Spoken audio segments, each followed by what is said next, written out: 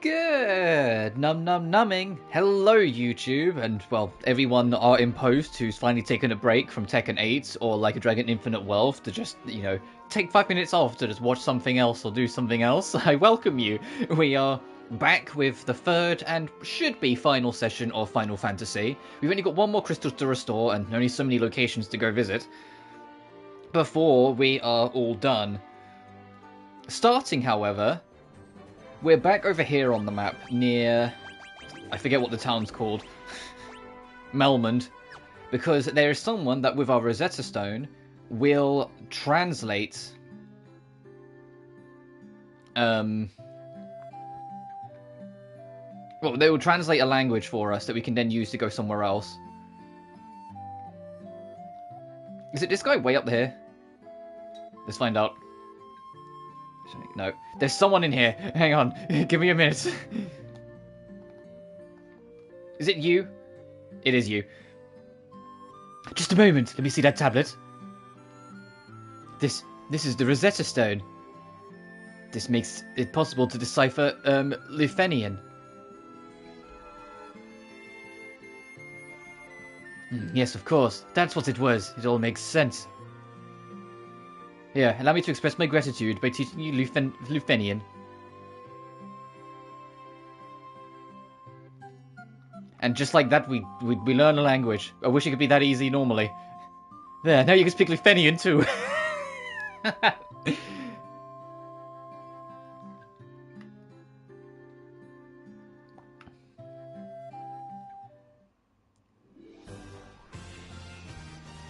Anyway. Lufenia, we literally, like, when the recording cut out, I literally walked into it on my end and then saw it had cut out. Because, yeah, sorry about that, the internet keeps cutting out. It's here. To get there, you have to go way up north, unfortunately. And land here, and then work your way down land. Or down the land. It's a bit of a trek, but it's not too bad.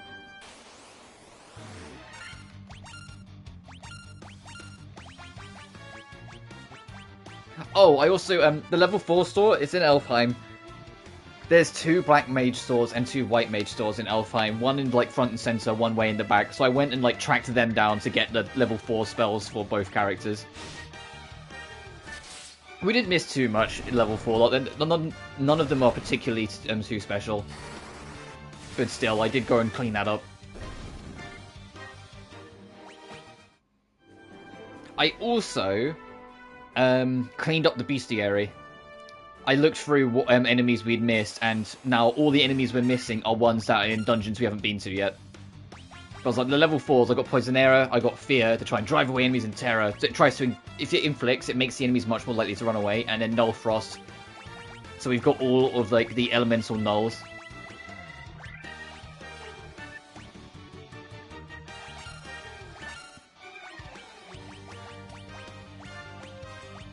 I'll use the dagger, screw it.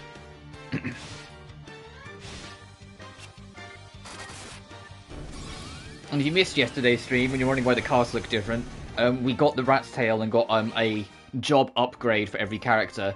So our warrior is now a knight, our white mage is a white wizard, our monk is a master, and our black mage is a black wizard.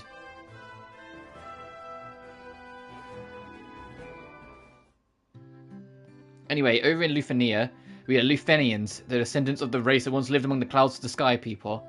You can use you use a vessel called an airship, but it was built by one of our ancestors, a man by the name of Sid.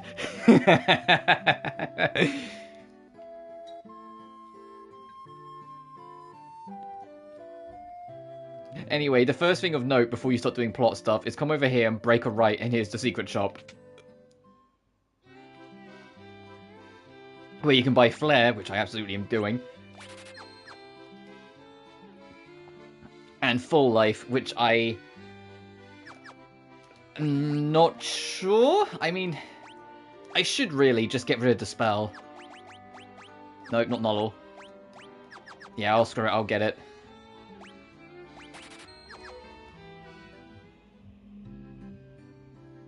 So yeah, that secret shop's there. Anyway, what we're after, I can't remember what guy it is. There's not enough. This guy's a flying fortress.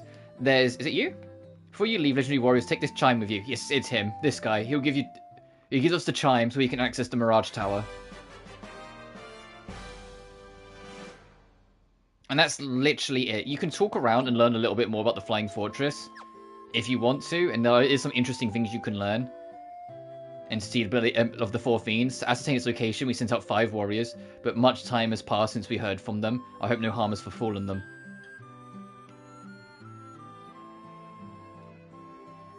400 years ago, we built a civilization of the highest order, even beyond the skies we reached. However, it's not by history now. Peek at your reflection in the water. Oh, it's still the same. You're filthy. Watch up. Nothing interesting. Alright, and now we can go all the way back up to our airship.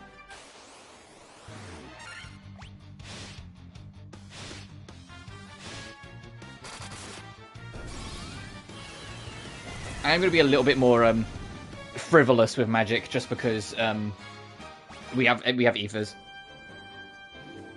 Good evening, hello Game Over Time, or good morning, because it's a British time for me. It's 9:37 AM where I am. But hello, hope you're doing well.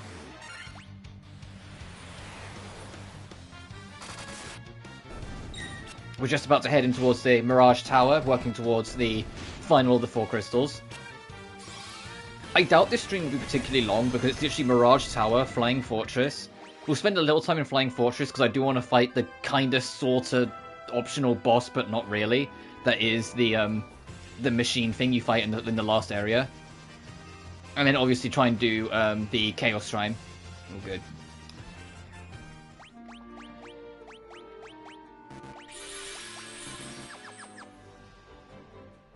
Oh, I did also, because I have also been here, because I said I've cleaned out the bestiary to try and get that trophy done. There is a rare enemy spawn here, and it is pretty rare. I was here for a while. So if you are going for all bestiary in this game, know that you might have to run around this desert for a while, because it's like the only place it spawns. Stream put on my recommended. Oh, well, welcome. I try and stream about 5 days a week. I say try, life gets in the way sometimes. Where is that Mirage Tower? There it is. Usually whatever I feel like, but predominantly RPGs. I haven't played the Pixel Remastered version. Yeah, fair enough. The Pixel Remastered version is pretty good. I'd still say, personally, the best version to get, and it's the same with all 4 of the first 4 Final Fantasies, is the PSP version. But this one is still pretty good.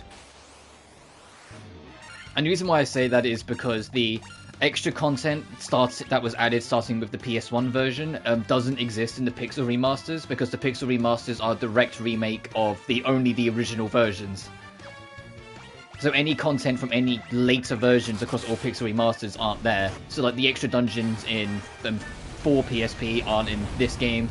It aren't in Final Fantasy IV Pixel Remastered. The extra dungeons you get after Chaos that have Gilgamesh aren't in this.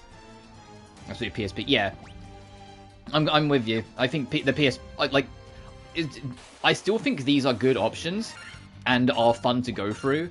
But yeah, if there's ever a version to recommend, it's always going to be the PSP versions, especially with games like Final Fantasy IV. Final Fantasy IV PSP is still the go-to for me.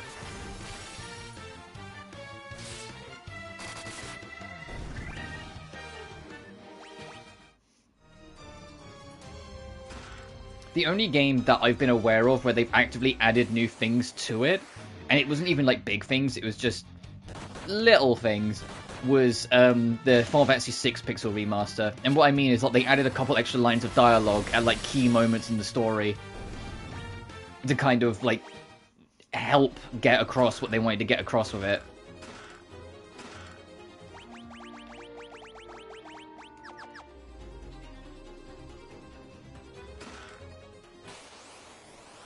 Oh, and the opera scene has a fully 3D background instead of being still sprite-based. They put the extra effort in for that.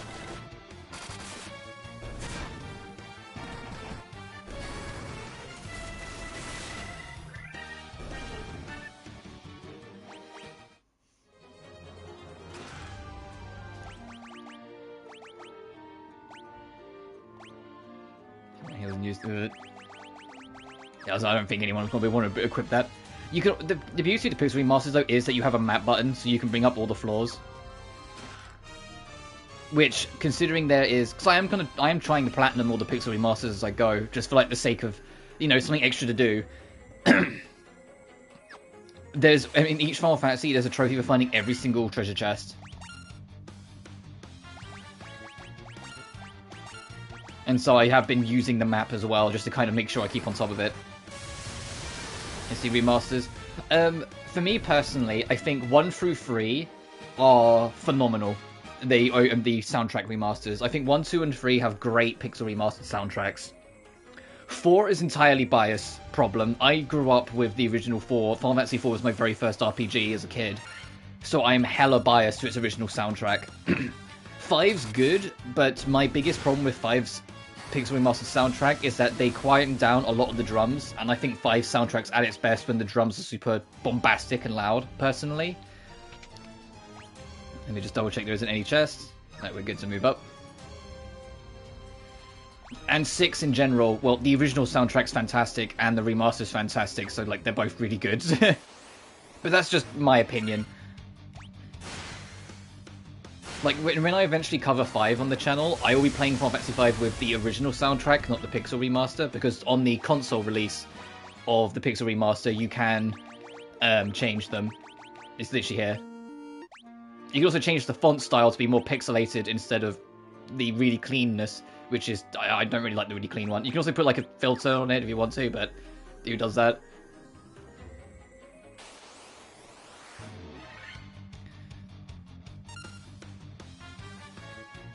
Counter rate for 2 Pixel Remasters toned down. I haven't played the Pixel Remaster for 2 yet, because Final Fantasy 2 is the only Final Fantasy game that I don't like, or I'm not the biggest fan of, which is why I have it as a sub goal on my channel, that if I get enough subs, I will go through it as like a, okay, you win, I will torture myself on this one game I don't like kind of mentality.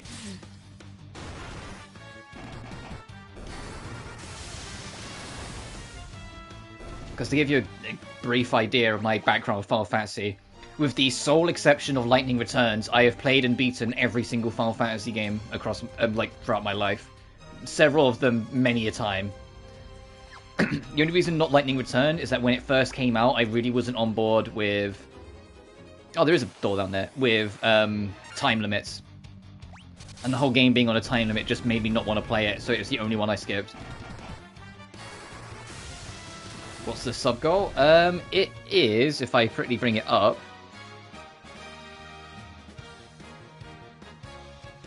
Because I...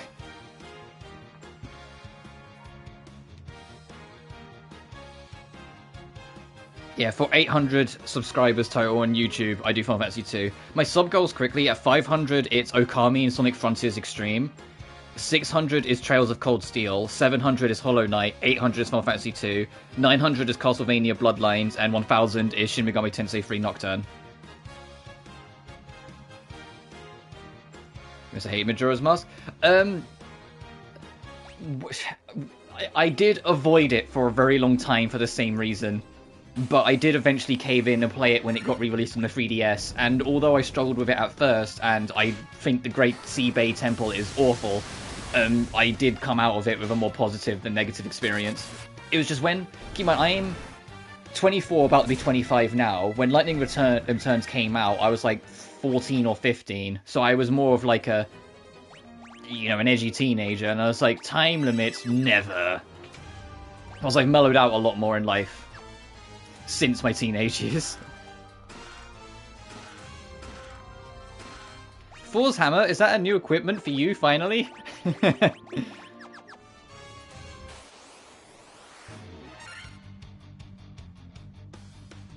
Oh, no, it's like, people say, like, oh yeah, Hollow Knight's a Souls-like. For me, I'm like, no, it's a Metroidvania. It might have some Souls-like pieces in it, but it's, to me, I just take one look at it and, like, it's a Metroidvania. I'm like, love Metroidvanias. It's why it's on the sub-goal list, because I do actually want to really play it. And I think it would be a good target and good reason to try it out. There's only 2 games on the sub-goal list I'm not looking forward to, and it's why they're there. It's my least favourite Final Fantasy and my least favourite Castlevania.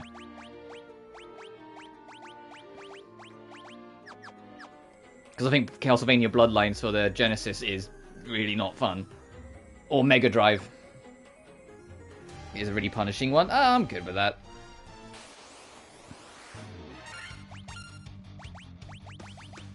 I know it's a different kettle of fish, but I really enjoy Salt and Sanctuary, the original one. I haven't played the new one.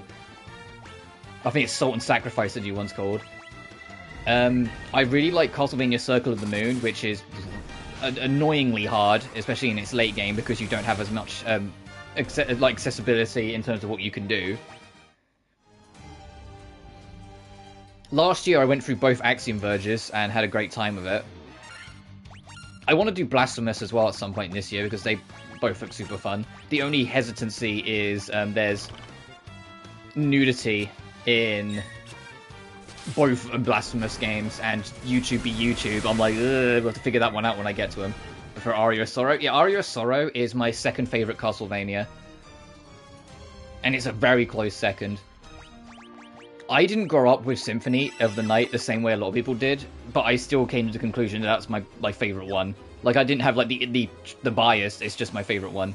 My top three, in terms of the 2D stuff, is Symphony, Aria, and Order of Ecclesia. I think Order of Ecclesia is fantastic.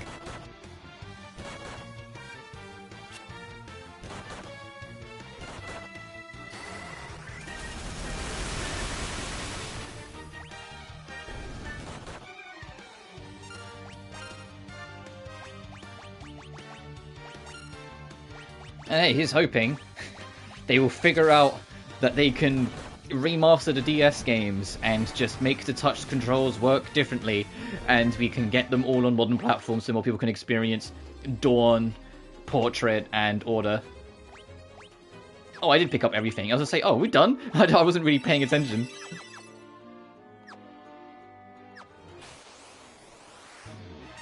Blue Dragon.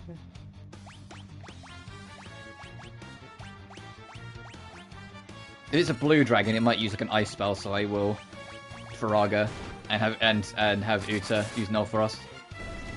Never mind, it's dead. Never mind.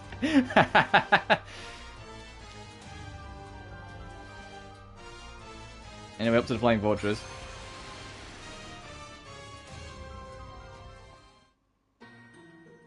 A trophy unlocked, Adventurous Wayfarer. Been to every map location. Oh, okay, I guess that makes sense. It doesn't count,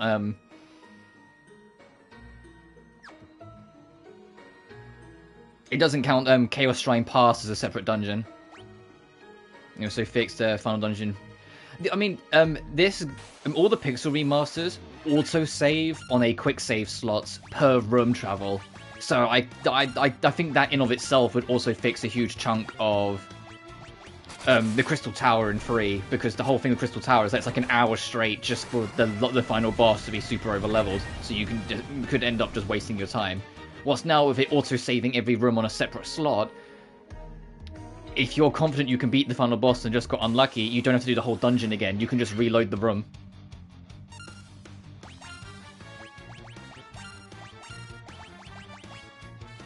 But then I'm one of the people that thinks that the hatred for Crystal Tower is hell of overblown anyway. I get the frustration with it, but it's one of those things where I think if you know it's coming and you can prepare for it, it's really not that bad.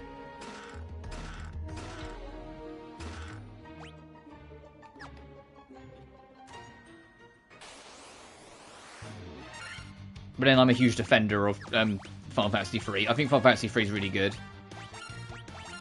In fact, after the complete insanity that is the next few weeks of game releases is been and gone, and I'm all on top of everything, and after Final Fantasy VII Rebirth, the next classic Final Fantasy I plan to cover is free. The reason why I'm covering this now is that I wanted something to fill in the void for this week, because Granblue and Genshin are going to be dominating my time all next week. And I knew I could get this game done in like 3 streams most. It could have been 2 streams if I didn't have internet problems the other day. But it is what it is.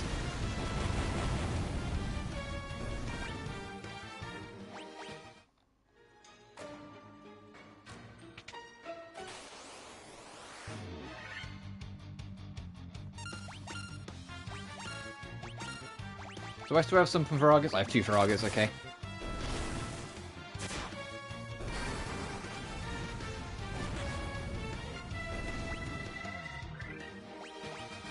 The only thing is that if you're, like, someone who really cares about achievements and trophies in these games, or, like, in games in general, be wary that any Final Fantasy game that has dungeons you can't return to after you leave them technically makes the 100% treasure chest trophy missable. And technically makes the 100% the bestiary missable. So, like, Final Fantasy IV, there's an enemy in the giant that is only in the giant, so if you miss it, you have to just do it again to get it on the bestiary. And Final Fantasy VI, I'm missing the 100% treasure chest because I missed a chest in the Imperial camp.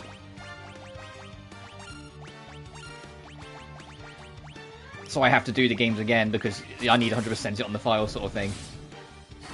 So if you're someone who cares about the platinums, like, be wary of that. Like, if you're desperate for the platinum, just have a guide. Or have several save slots so you can backpedal if you miss something you want to get.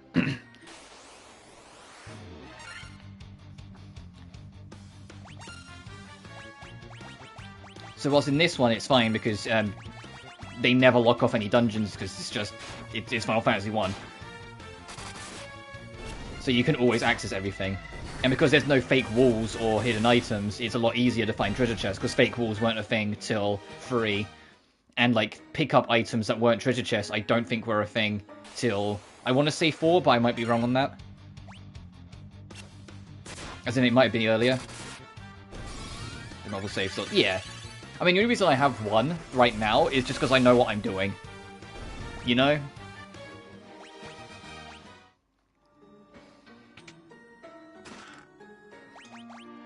What's a razor when it's at home? A saber that casts Scourge when used as an item. Interesting.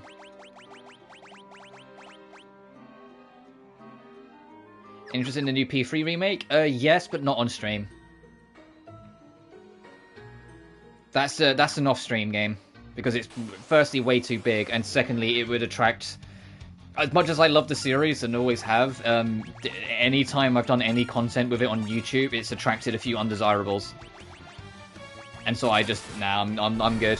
If I'm gonna play any Persona game on stream, it would either be Two Innocent Sin, because I love that game, or Persona 4 Golden, and even then that would take a lot to encourage me because of the aforementioned reasons. Waifu dweebs? I mean, yeah. Not just that, because I have waifus. I have, like, you know, characters I admire and whatnot. I just mean people that are just very toxic in the conversation. And aren't prepared to, like, actually talk and, like, discuss things with each other, just want to shout at people. Or backseaters. Yeah, that as well. I have a rule against backseating. And, man, if there's ever been a game where people have ignored it.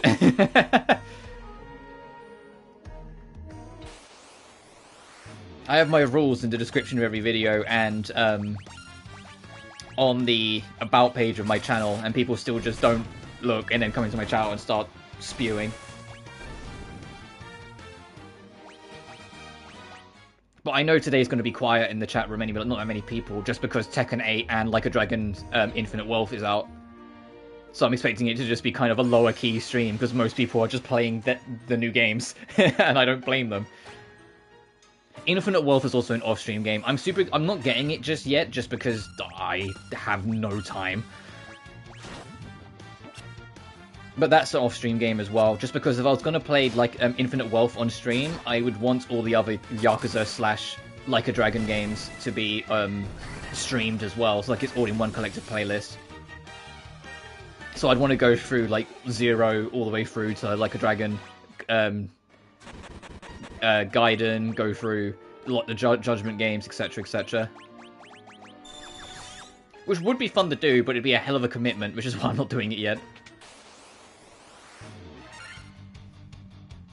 I need to run Dragon's Dogma in my spare time. Fair enough. It's a good time to do it, considering 2's coming out in just under 2 months now, I think.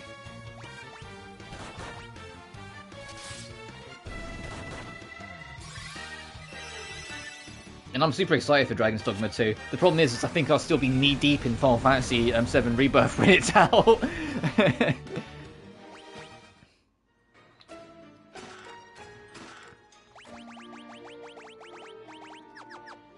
Because my schedule next week is going to be pretty busy. I think the only day I'm going to take off is maybe Thursday, just to kind of make sure I can stay alive, to be blunt. But Monday and Tuesday is going to be Granblue Fantasy Relink, because I pre-ordered it, so I've got early access on the 29th. Wednesday is the Genshin 4.4, and I always do one stream on the new update at least, unless it's a new big game stream sort of thing. Like, when it's, like, 5.0 and it's a whole new story beats, then I'll dedicate, like, a week to it sort of thing. Thursday I'll probably take off, and then Friday I'll be back on Granblue for the rest of the week.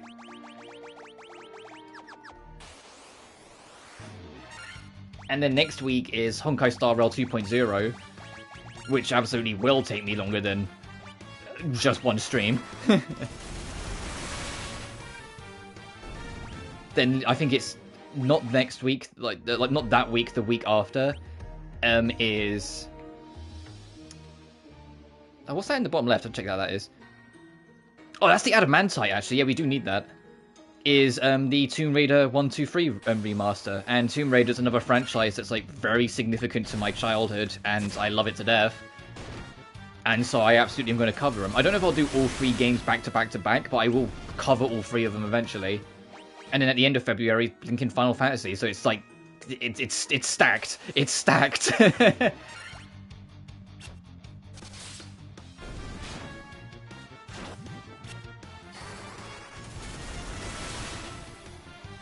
And when we're on the other side of things, I've got a couple projects I want to, like, clean up. Like, I've been working on Nelcare, which is, like, an RPG/farming sim-esque kind of game, which is pretty fun, and I am enjoying it, just not... I usually keep it to, like, the weekends, and I don't play it that much. And a lot of people don't play it, exactly. At some point I need to get back to Zero Escape, but I just haven't been in the mood for a while, because it's a lot of thinking, to be blunt. You have to really sit back and, like, go, okay, if I've done this, I've done this, I've done that, am I ready, sort of thing. What does this mean, etc, etc. Like, it's a proper mystery game. The only Atelier saga I haven't covered on stream yet is the Dusk saga. I did Ireland last year. I did Mysterious and Secret, or the Atelier Riser games, early last year and the year before. So it's only one saga that's on modern platforms that I've yet to cover. And even though Cold Steel is on the sub-goal list, I do want to do Trails from Zero this year as well. And then there's a few other things, like community promises I need to get on top of. It's going to be a busy year, because one of my community promises is that one of my favourite niche RPGs is Death End Request. And I said if Death End Request ever confirms there's a third game coming, I would live stream... Is Diamond Armlet better than the Right Robe? Guards Against Fire and Instant Death, cast in Viscera and use. What about the Black Robe? What does the Black Robe do? Ice and time irregularities. Also, they can't be stopped. Gods Bizarro and use. And they confirmed Death End Request 3 is happening. They also confirmed the spin-off's happening, so at some point this year I will honour that and go through Death End 1 and 2 again. Because I'm One Piece and nothing else. Still takes... Yeah. I've got the general idea. The only Trails of games I won't be playing is just because they're not on modern platforms, is the Sky trilogy. I would love to, but listen, they're just not available, so my hands are tied. Because I don't to be blunt, I don't have any of my own streaming equipment. I stream using the PlayStation's built-in systems. Because I do this more of a hobby than anything else. And so if it's not on PS4 or PS5, then it's out of my hands. But yeah, I am going to do Zero and maybe Azure if I really like Zero. Then when the sub-goals hit, I'm going to do 2 Cold Steels at a time. So I'll do Cold Steel 1 into 2, take a break, then do 3 and 4, take a break, do Reverie. Then probably take another break after Reverie, so I know Reverie's kind of like the ending of a story arc, before I then do Daybreak.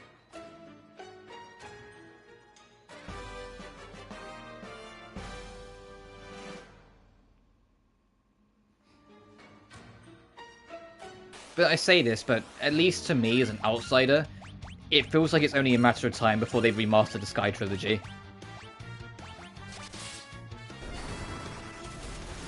And if they do, then I'll prioritize them first instead.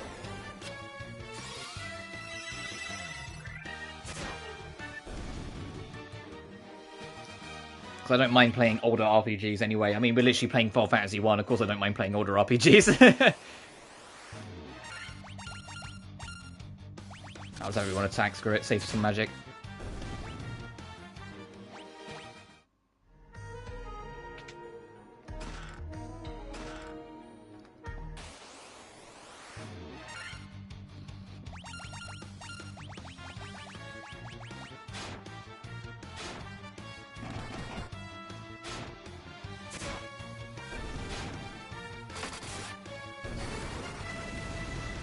Yeah, but it's going to be pretty busy. So it's going to be predominantly RPGs, which was the same as last year, but I don't want it to all be RPGs. I do love other genres. It's just RPGs is always the one that's like my fallback, personally. God, we've only got 19 of 33 chests. We've still got a ways to go.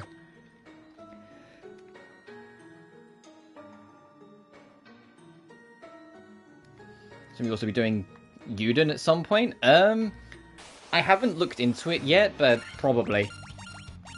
After I've done the Trails games, I'm entertaining doing the, I think it's called Ys, the YS series. I'm entertaining trying some of them as well, but it just depends what I'll enjoy and what I don't, sort of thing. We'll just see how it goes.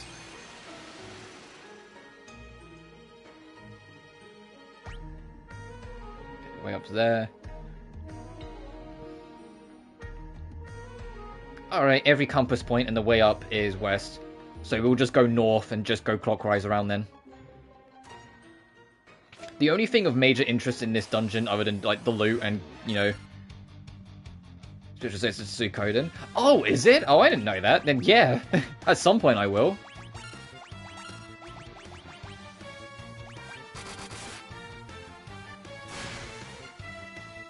I love Suikoden. I think it was Suikoden... Was it Suikoden 2 that's on the PS1? The one where you fight Gothic Necklord, and it's, like, the sickest boss theme ever.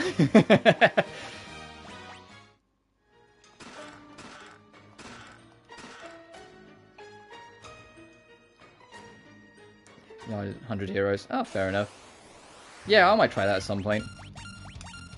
But yeah, the one thing of significance I'm going to try and get is that when we're on the corridor to the crystal, there is a rare-ish encounter against a much bigger threat that's basically considered the super boss of the game because it's the closest thing that resembles one. Releases end of April. Oh, fair enough. I probably won't get to it at launch just because I'll probably still be busy with other stuff, but I'll definitely keep an eye on it. Thanks for the tip.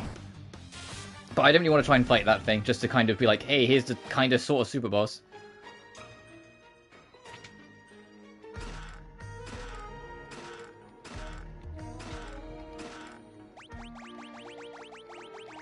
Oh my goodness. Something in that slot?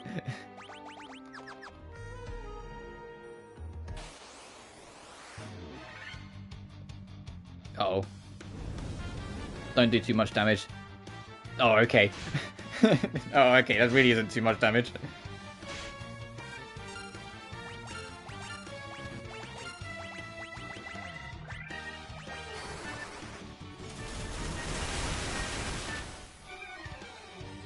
I'm playing on PS5.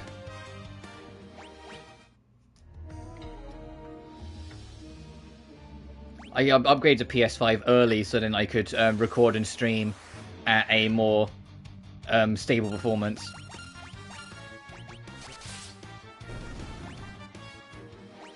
Because I used to do Let's Plays before I went to live streaming, and recording footage, it would only record it at 30 frames 720p on PS4. Whilst, although I don't have a 4K monitor, analyzing TMAT, no known weaknesses, I can still record at 1080-60, which was enough for me. Yeah, 1 and 2 remaster hinted to be released this year. That'd be nice. Analyzing TMAT, no known weaknesses. Oh, there's a whole bunch of them down here.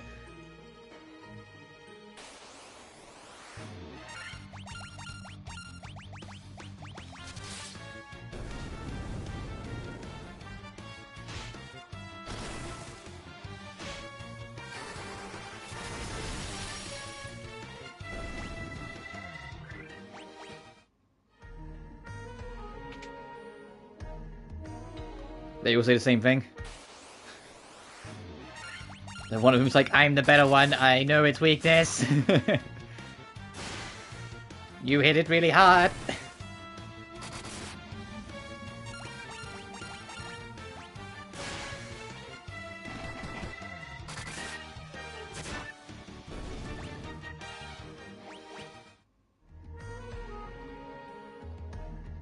Okay, yeah, they do all say the same thing.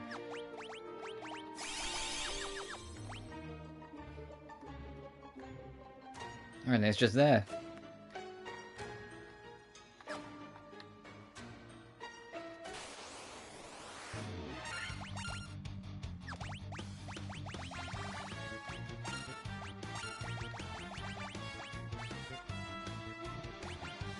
Yeah. I think it's something like a 3 in 64 chance for the Death Machine, I think it was originally called, because Omega's technically didn't start till 5. But it's in the corridor up to the crystal. So we got a little bit yet. When we're actually on the crystal floor, I will drop a quick save so we can load that if I die, and then we will just run up and down there until we get it. Because like I said, it's not rare, but it's rare enough.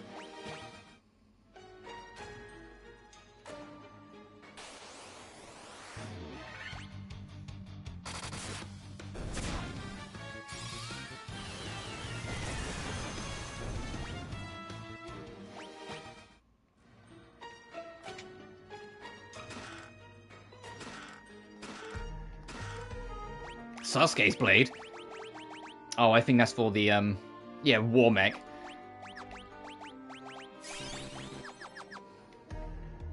I imagine that's for the Thief, but we don't have a Thief class, so oh well.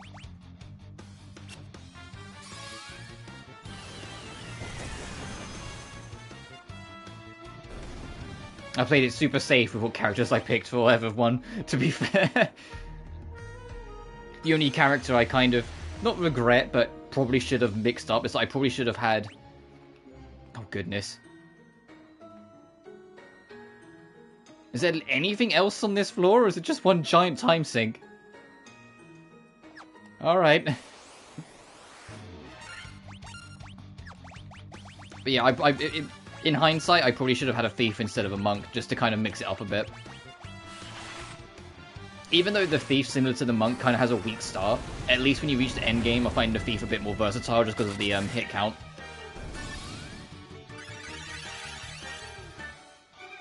The only class I never really use in Final Fantasy 1 is Red Mages.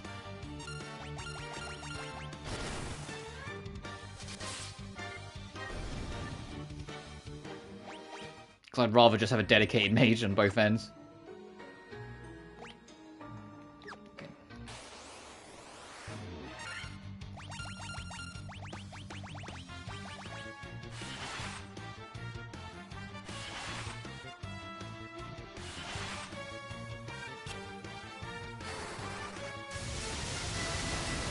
And speaking of Omega, that'll be interesting when I inevitably cover 5. It won't be anytime soon, but eventually.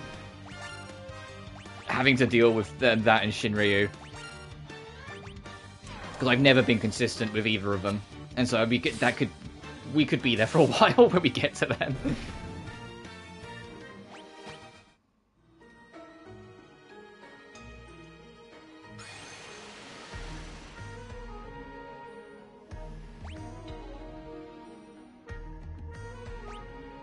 Oh, okay, so now this is where War Mech can spawn. Nope. We'll make sure everyone is topped up. I'm gonna drop a quick save, and then welcome to however long it takes for it to spawn.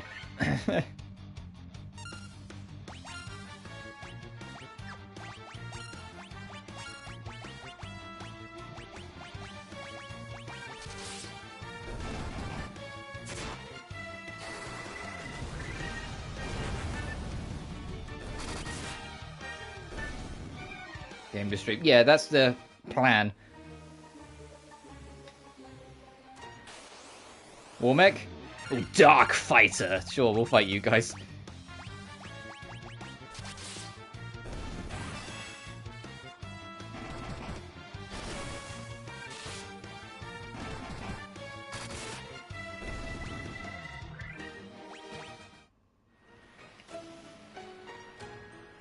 It's a 3 in 64 chance.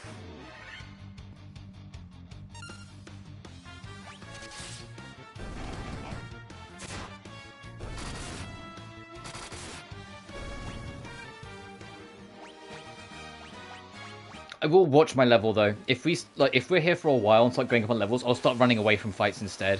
So I don't want to get overpowered.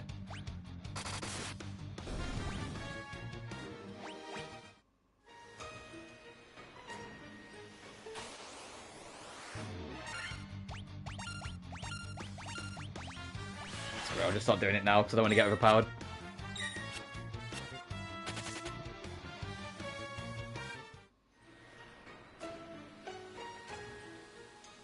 Warmech.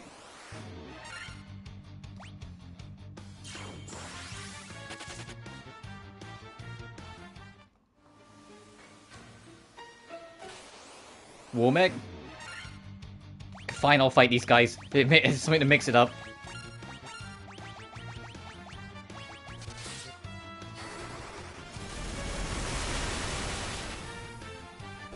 We know what will happen. It's a 3 in 64 chance. It's going to make out that it's about as rare as trying to get a shiny in Pokemon now. It's just because it's on stream.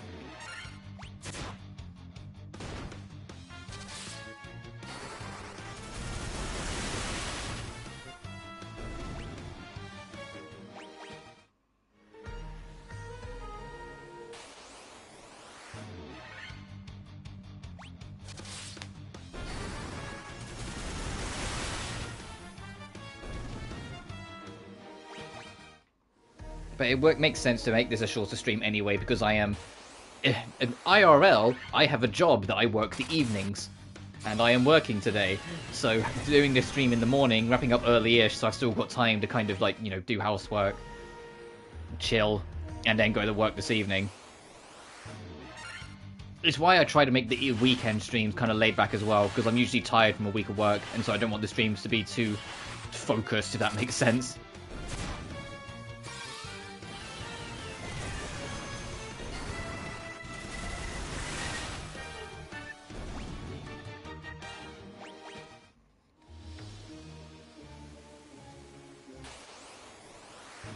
Come on! I'm going back to running from every fight, screw it.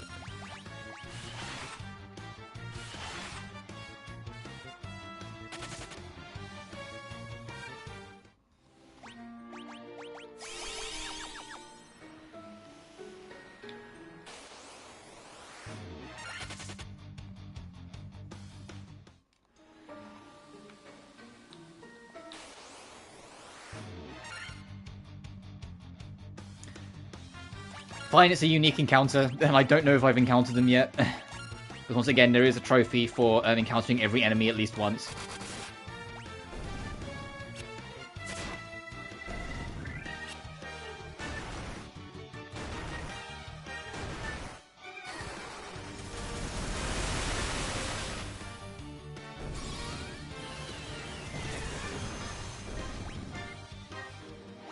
If we don't get it at all after a while, I will eventually just keep moving to keep the stream going, but I gotta try. I know I fought many of you in the waters, so I'm just gonna leave.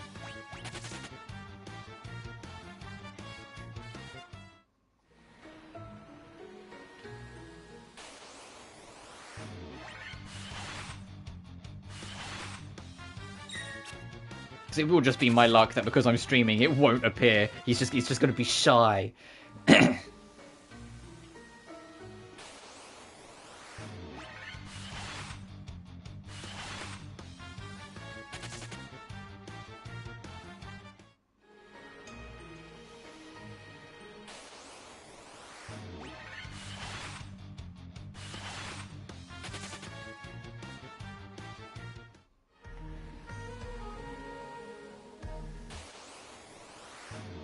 Come on! You got it, it takes a bit. Yes, it's a 3 in 64 chance, I just gotta get lucky. It's just I don't want to do every fight and like fight them legit, because I would end up getting too... I could potentially end up getting too over-leveled.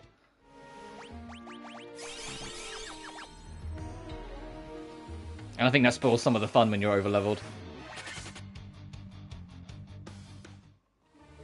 And to be fair, I already feel like I am a smidge, level 45 across the board.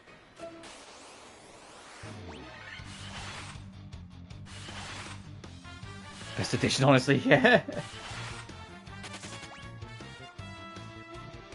Well, if you press square on console, when I can speak English, it goes into auto, which will try and do whatever your last action was, which for the gang was flee.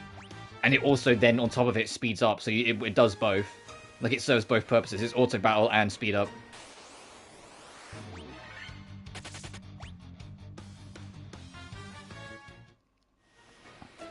But it's also why, because you can set it in the menu that it defaults to auto when you start a battle. I never have it default on, because otherwise it would default on to my party trying to run away, and then I really would, like, bump into the war mech just to immediately book out of it. By accident, so I just press square again when a fight starts.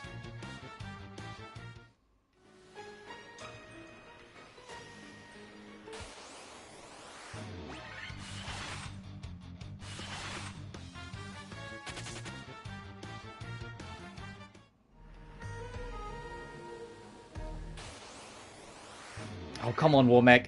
I'm going to give it another few minutes and then I'll move on just for the sake of, like, stream brevity. I don't want to just be here for the next half hour.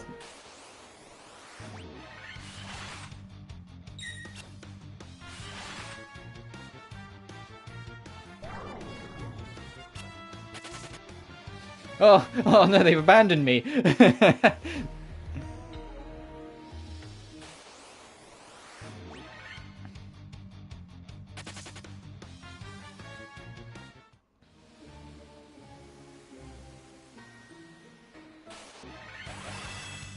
Yeah, it's 10:18 now. I'll give it to 10:20 for another couple minutes, and if we haven't got it, I will just move on. Do you hear that, you damn mech? You've got 2 minutes.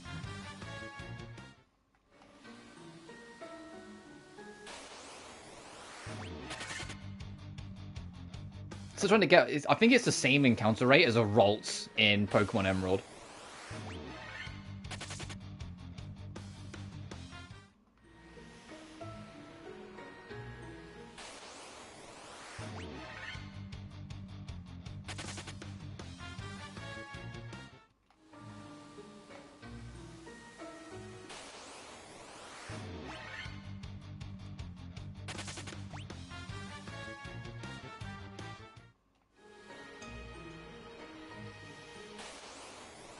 So I think it's like near-ish to like 5%.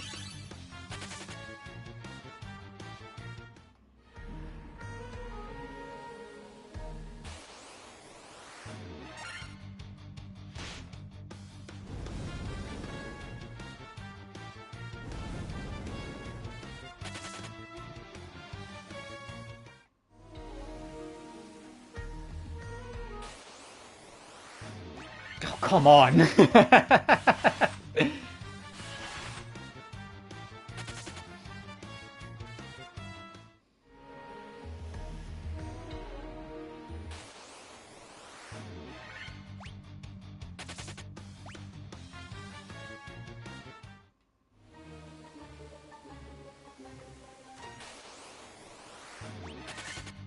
Oh, even the Dark Fighter gets it. Even the others like, alright, come on.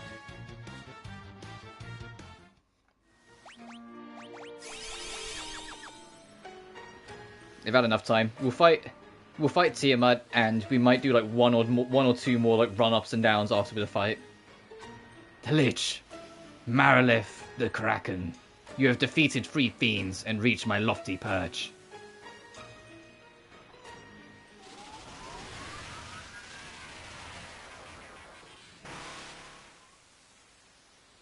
All the better. May the image of Tiamat, the fiend of wind, be the last to burn in your eyes.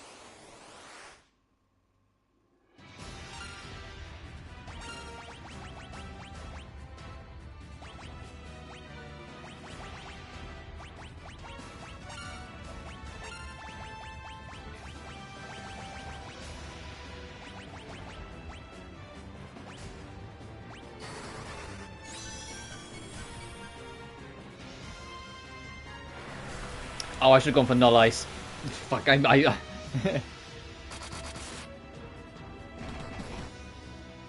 That's fine, we'll do Null Ice, Null Frost next turn. Or it can just miss! Oh, okay.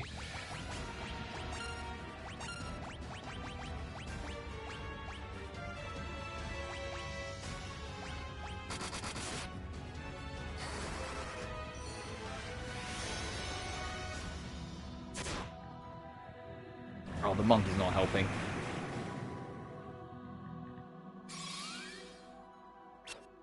Bruh. Alright. Alright.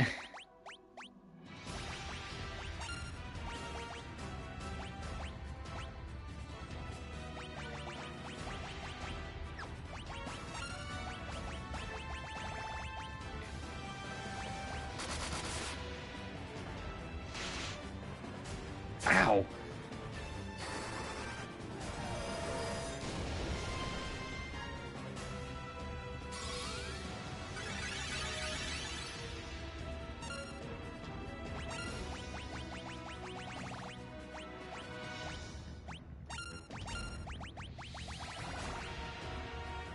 Stronger empty-handed. I think at this point he might be, but this is also Final Fantasy 1. I might take... Yeah, I think you're right, actually. I might take it off. The Optimal puts it on him, but I might take it off to see if that does boost his damage-dealing abilities.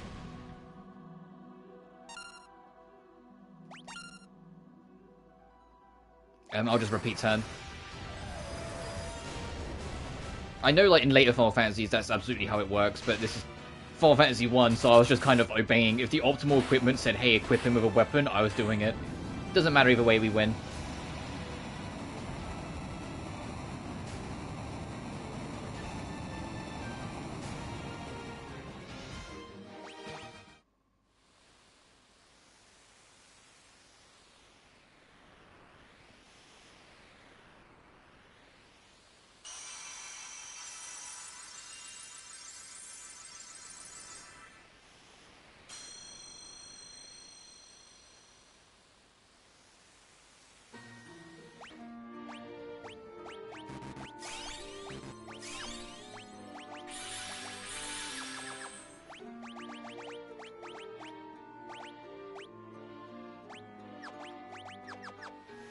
Alright, before we go, I'll drop a quick save just in case.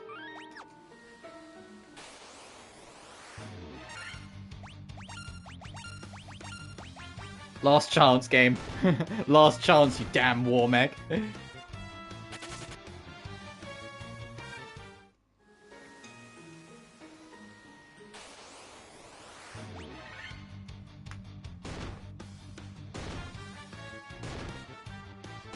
You watch the Warmech finally show up and then just kill my whole party. Like, after we finally get it, we finally get to it and then that just kills me.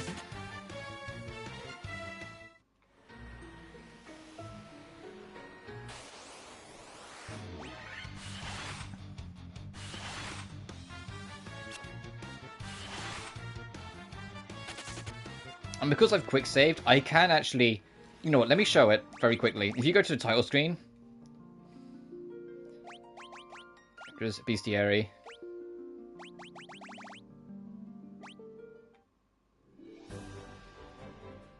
You can do this, and you can bring up the dungeon. So you can do this and see, like, oh, did I get every enemy? Yes, I did. What about the Flying Fortress? Gee, I'm missing 2 enemies. I don't know what the other one is, but I am missing a machine that is right there. There is a machine there. So you can literally bring up the dungeons themselves and be like, oh, what am I missing?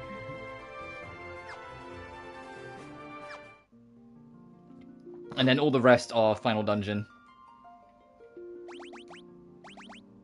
Anyway, let me load my quick save.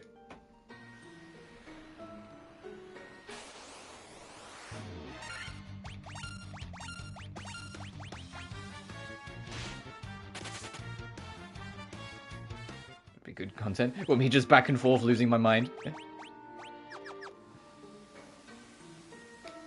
I mean, it's good chatting whilst we're waiting. It's just... Come on, you know, like, it's just like, we get there. Vampire Lord? Oh, we haven't encountered Vampire Lord in here? Okay. I'm imagining because he hasn't appeared yet, he's on the lower floors, though.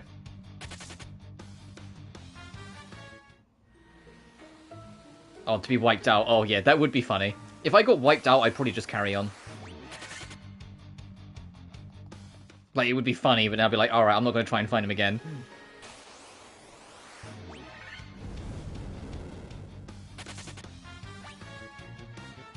Does Vampire Lord also appear in Chaos Shrine? I think it does. Or, like, Chaos Shrine Pass. Because we might pick it up then, because I think it's... because there's some enemies out here that have a higher spawn rate in Chaos Shrine Pass. I know basically all the machines you have to kind of fight now if you want them on the bestiary.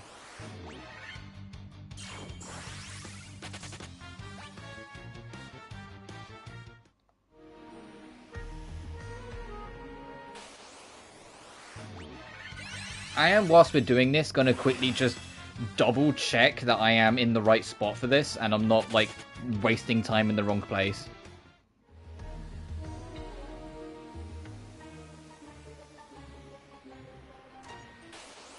Yeah, the war mech can only be found in the Flying Fortress, the dungeon floating above the sky.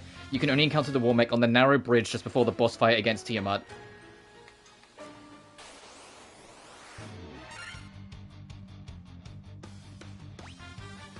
Chaos Shrine 2, 3, and B4. Oh, okay, then yeah, we're good.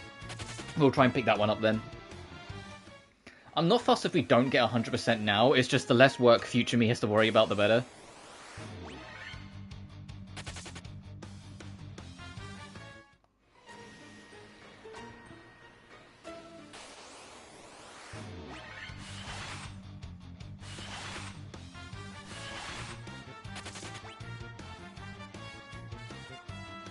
By the way, oh, I need to actually...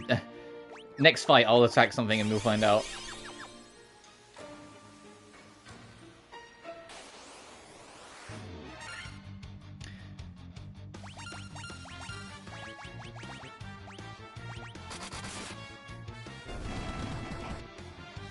Alright, okay. Okay. I thought it was Final Fantasy 3 onwards, the whole thing with the monks and being weaponless was a thing, but no, never mind, it is a thing since the original.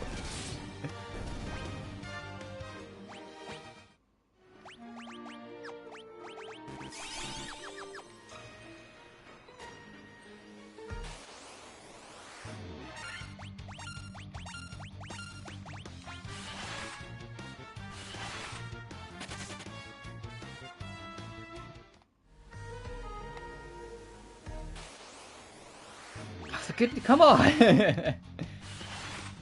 We've been here for the past nearly 20 minutes doing this. We only took a break in between for the Tiamat fight.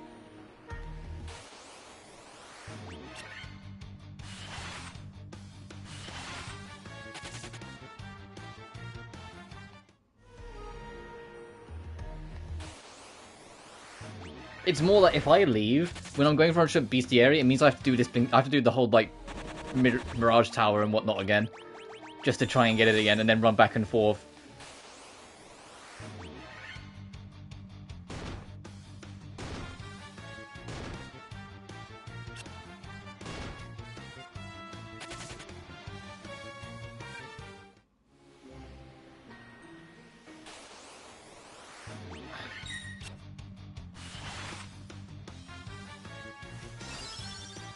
I'm gonna run all the way back down to the bottom one more time, and all the way back up to the top one more time, and if it's not there, if it doesn't appear by then, we're leaving.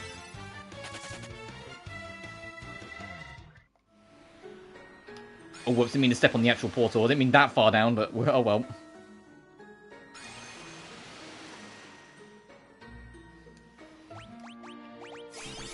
I mean, not that was a bad idea. That might reset some RNG somewhere to give us a better chance.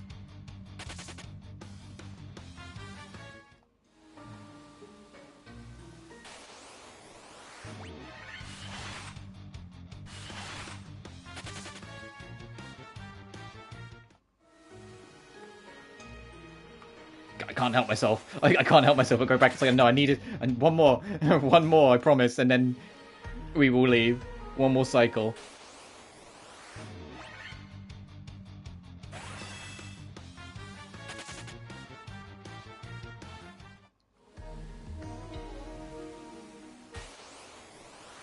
Telling you right now, what will happen is I will wrap up the stream when we're done at the end of all this.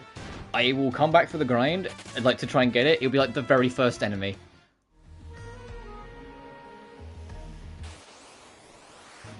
And I'll like internally scream.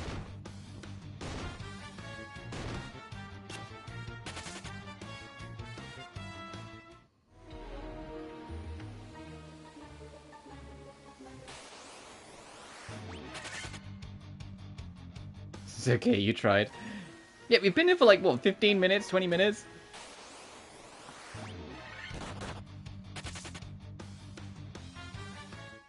I don't know, like, what else to believe or hope in. There you are!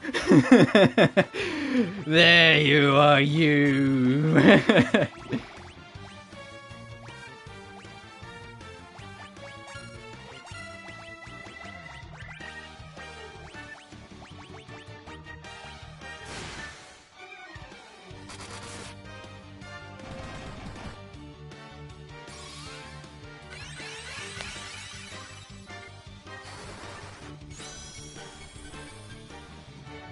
And now for the real boss fight of this floor.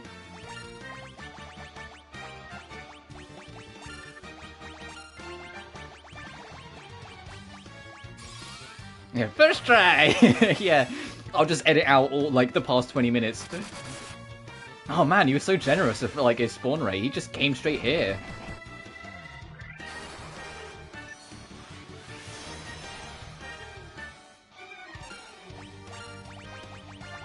Alright, and I'm gonna have you on healer go basically every turn.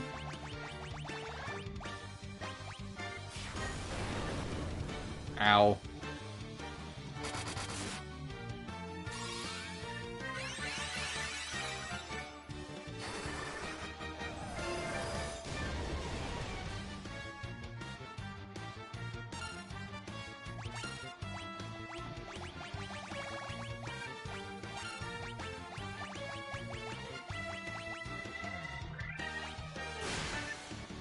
Okay, we're good.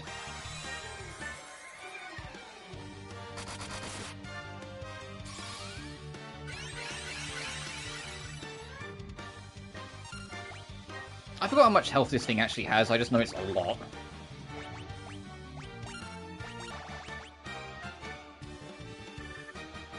And I think it's immune to all time magic, so I don't think stop will work. 2000? Oh, okay.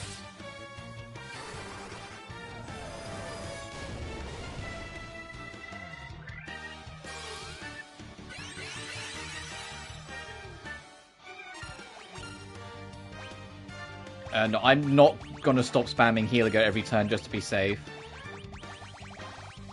And I will actually just keep you attack. I'm sorry, Noel. You're staying down. Nice. Oh, I'm so sorry, Noel. Now we can leave. Hey guys, what'd I miss? Why is everyone so much stronger? Get me the fuck out of here.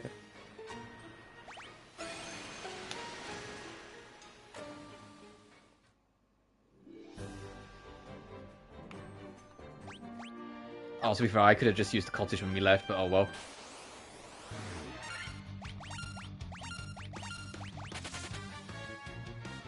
Yeah, GG. Yeah, that's the real boss fight.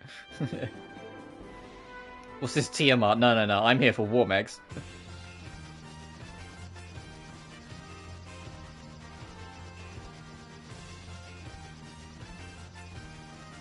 Alright, I'm gonna go back to Cornelia first, because we need to stock up on items. And the inn's cheap, so we can, like, fully restore without worry.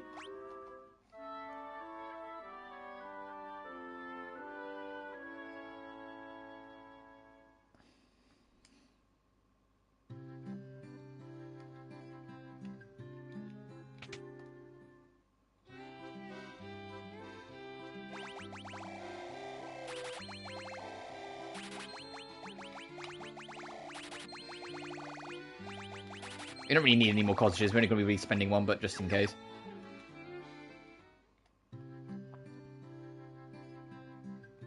It's been this version. Yeah, he has like 20,000 or some shit like that, doesn't he? I think it's 20k. Like, it's a while.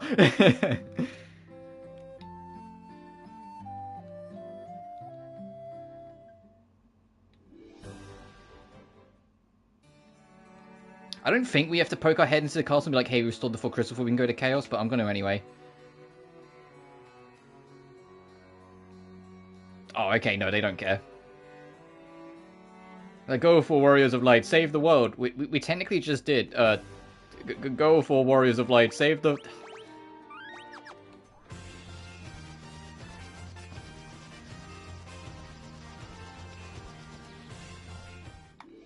I'm going to save again here, actually, just so we're at the door.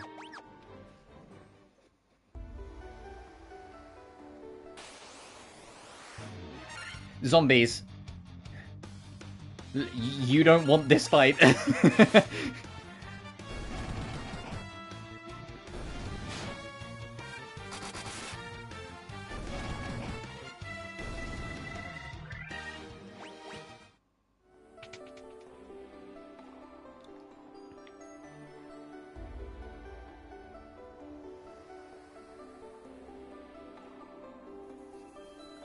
You focus the light at the 4 shining crystals, fire, earth, water and wind on the black crystal. The flow of time surges and space begins to warp. Just one step forward and you will travel back 2,000 years in time.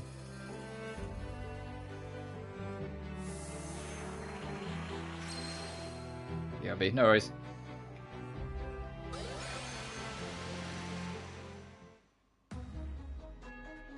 The Chaos Shrine.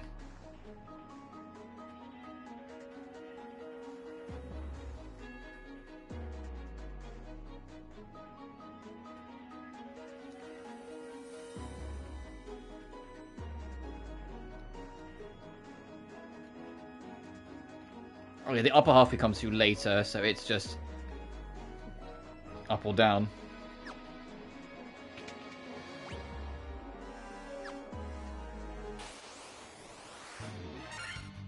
Oh hey Black Flan, this is a familiar sight.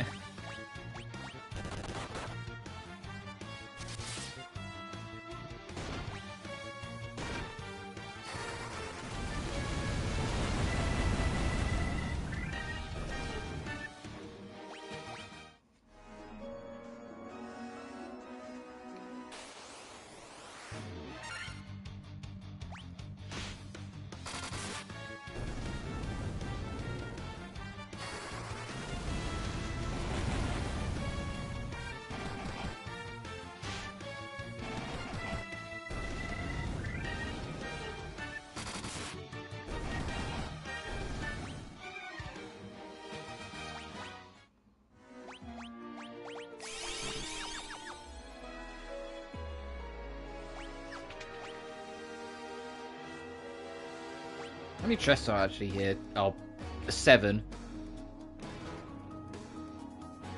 Is this one giant dead end? I think it is.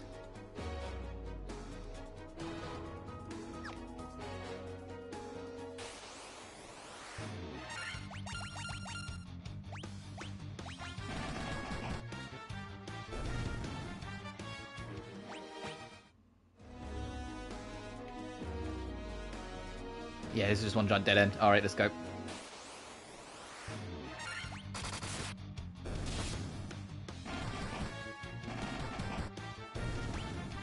Man, remember when Earth Elementals was a threat? Oh wait, no they weren't. Even when they first encountered them, they were kind of whatever.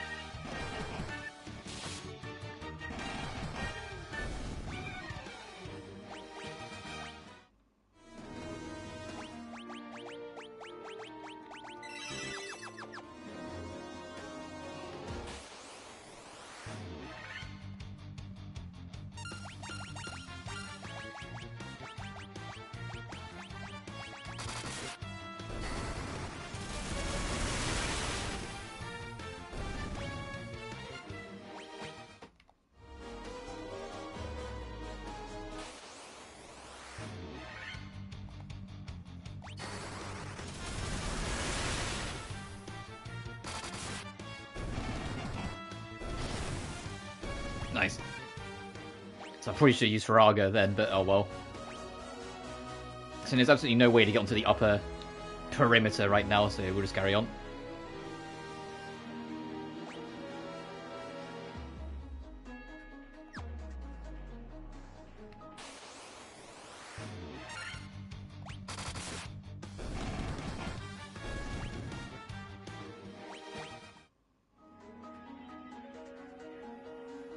I think all of the rematches count as separate encounters. Because we do have to... There is a boss rush coming where we re-encounter all 4 of the Fiends. Because, you know, 2,000 years in the past, they're alive again.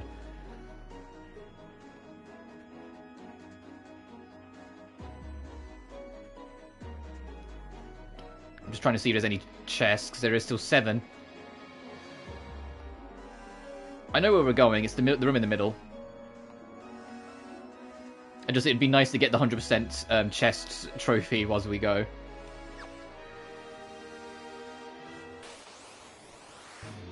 Green dragon. It's like Green Giant, but off-brand.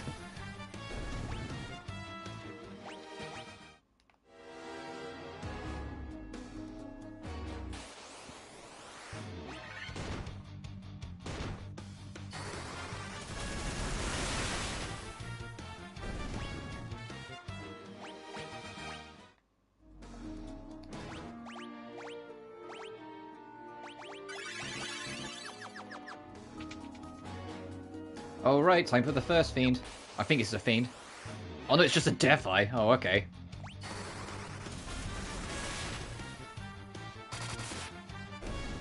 Goodbye.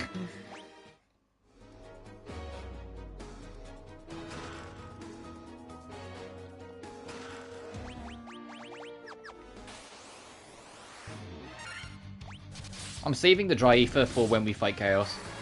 Because they restore, like, I think it's like 4 points.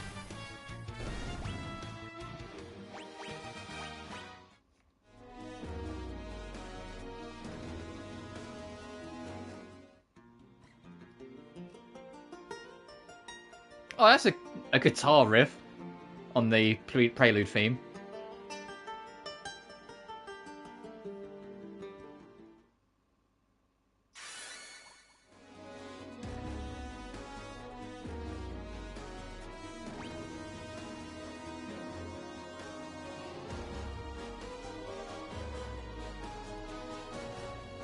The obligatory glance around for chests.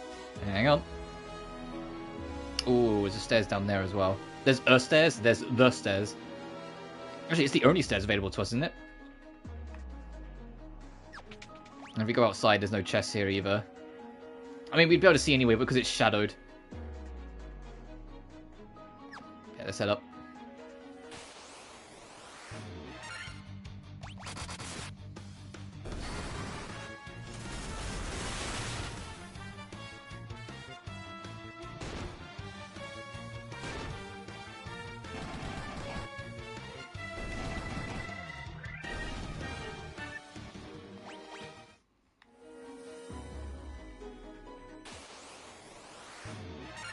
Chimera and Rias.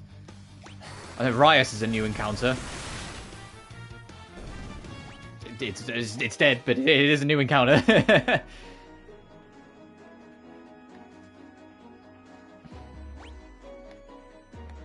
Oh, and this is here, but the other side, got it.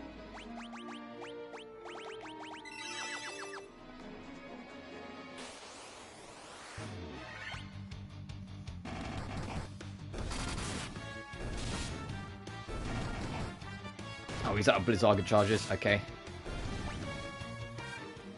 I have to convert him over to Furaga or Fundaga.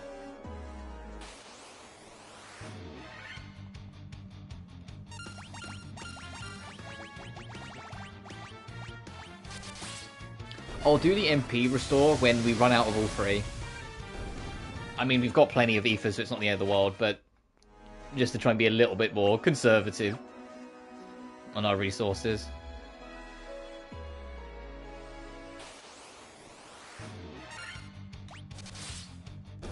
I don't know how much damage Electric's going to do to the golems, to be honest, but we're sticking with it.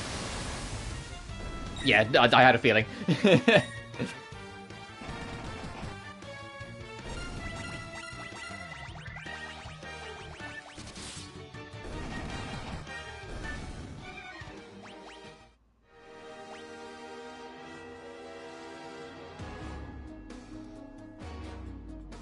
Oh, that's a dead end too, huh?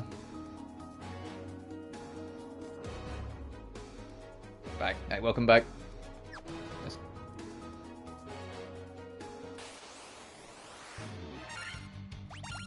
We don't need to spend magic on the Earth Elementals, they're very weak. I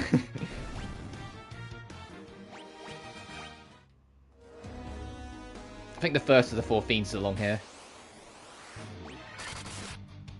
I know we're approaching. We already checked, but down here it is a dead end, yep. Oh, there's so many! Hey, guys!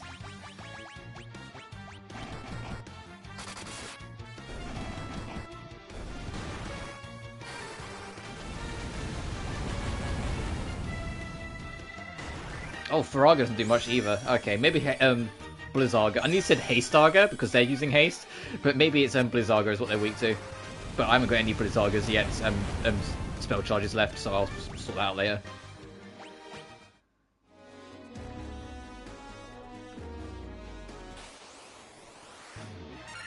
Earth Medusas.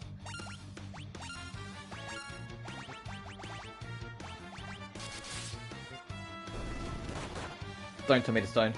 Thank you.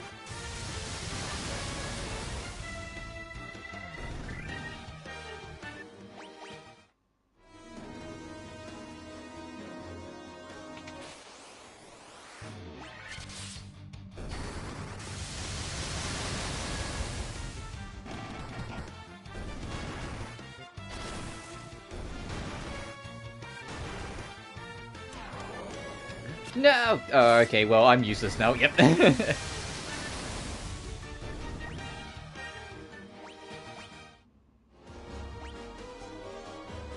There's nothing in here either. So it's just 2 gargantuan, worthless rooms. Thanks.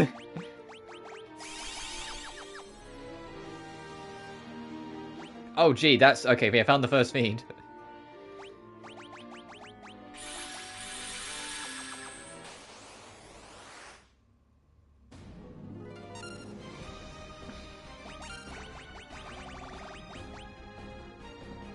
Do you think Diageo will do more damage than Holy because it's undead?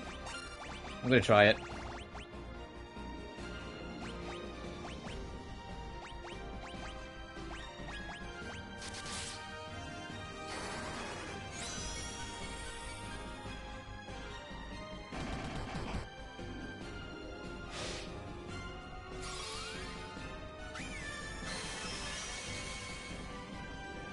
Because I did 412. And I'm going to use Holy next, and we'll compare.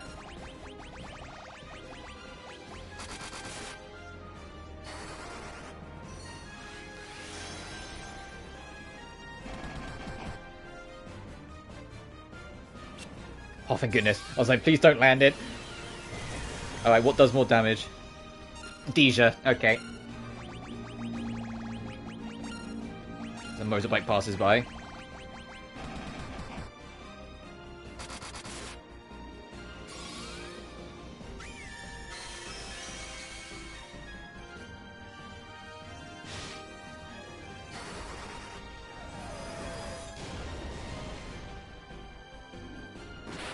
Nice.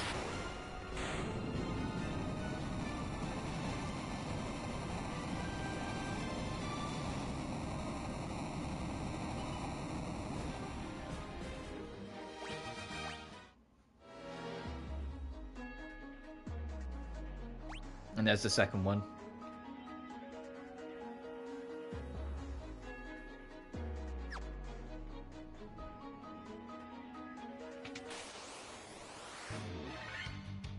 Oh, ambush. Uh-oh.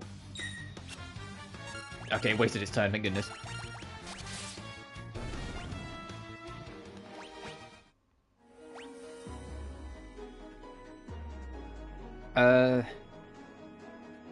Looks like no treasures. Ah, there are treasures down there, though.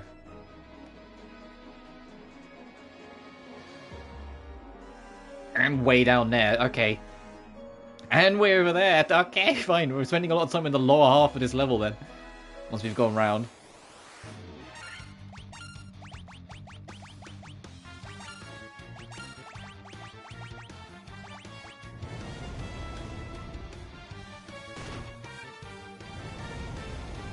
these the same red dragons we fought in Mount Gold? Because if so, then I'm worrying about nothing. They're about to be eviscerated. Yep, I think they are the same ones from Mount Gog.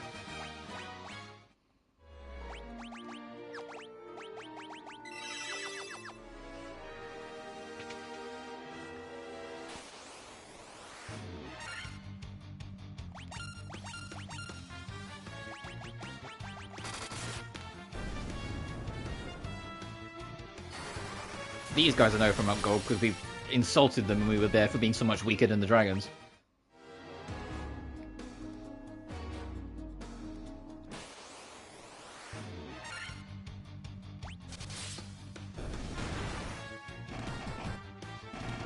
I guess it makes sense we'd fight a bunch of enemies from Mount Gold because we're going to fight the thing from its crystal next.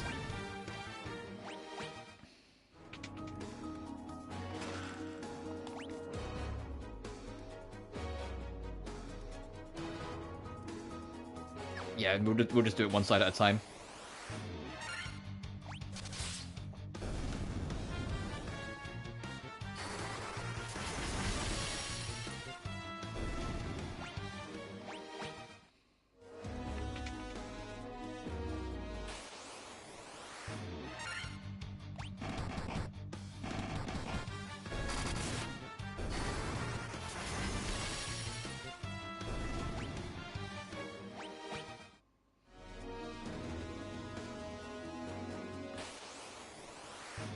Come on, we're so nearly there. It's just one chest, and then we can go back on ourselves and go the other way. You can let me have this game. You don't need to make the encounter rate so high.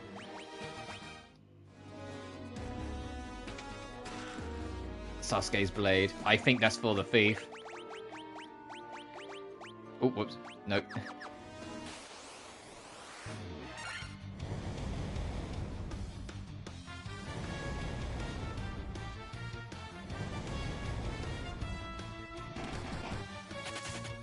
Yeah, you better run. You know what I just realized I completely forgot to do?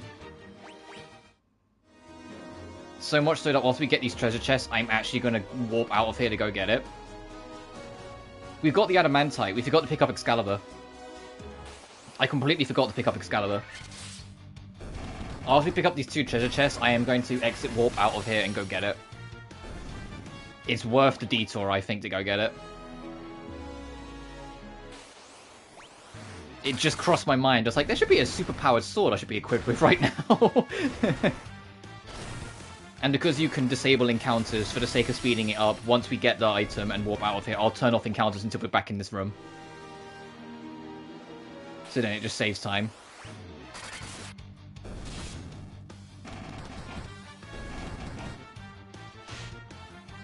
Can't believe I completely forgot. I've been hyping up getting the adamantite for Excalibur like all playthrough, and then I immediately forgot.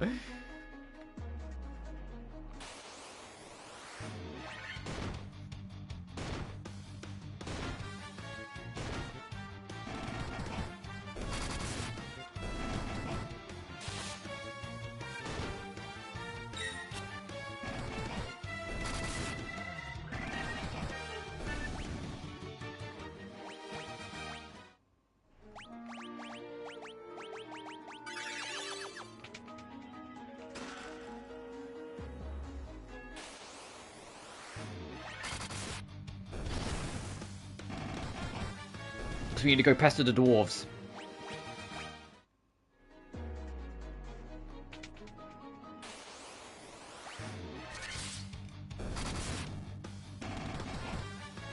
Again.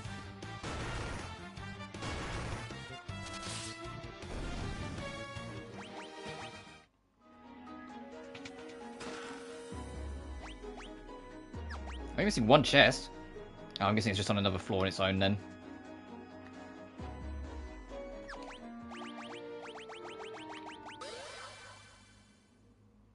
Respawn if you redo Chaos Shrine? Yeah, but yeah, I still think it's worth it. We've only fought one Fiend, so it's not the end of the world.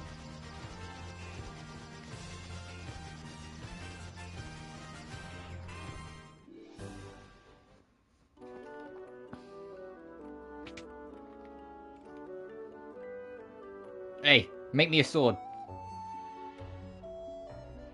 Is this Adamantite? What? I'll use this to make ye the finest sword ye'll ever wield.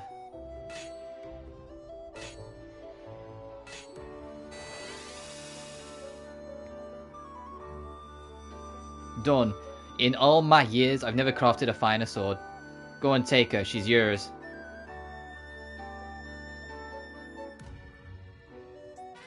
Obtained Excalibur. It's a V8. Thank you, I try my best.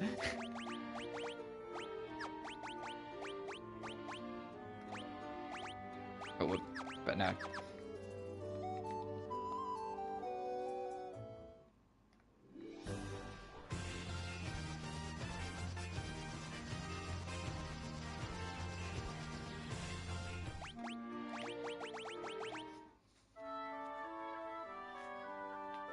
And just to get us back quicker, I said I'll save first of all, because we might as well whilst we're out here. But I will do that, so we can just get back there quick.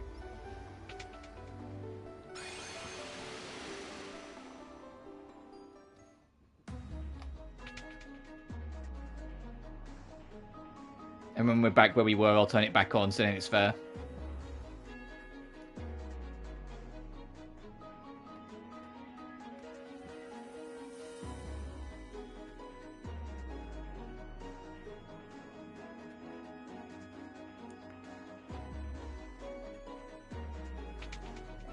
Oh, we gotta fight you again as well.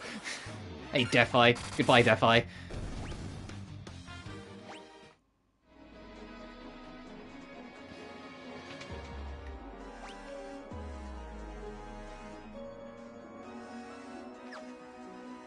Top left.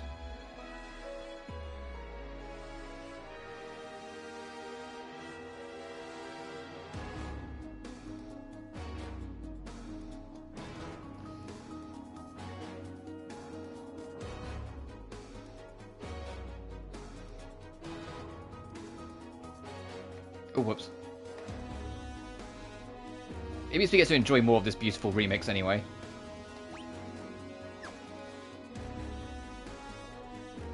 Without it being interrupted by... Oh no, the Fiend doesn't respawn. The other mini-bosses do, but the Fiends don't, it seems.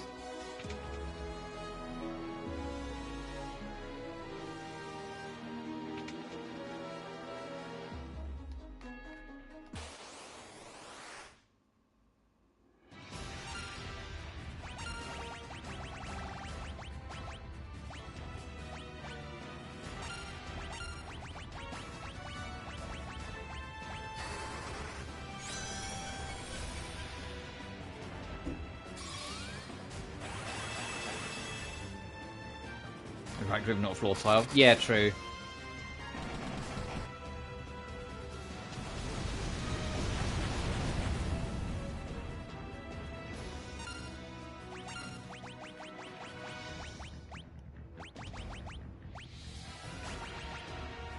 Is this actually going to connect if I do it? Because it didn't last time and it was a little annoying.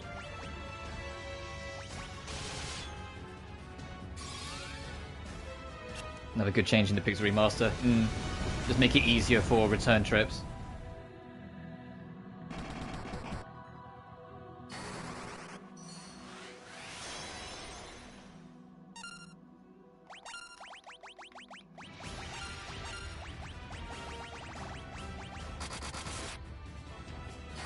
God damn, over 1,000 damage.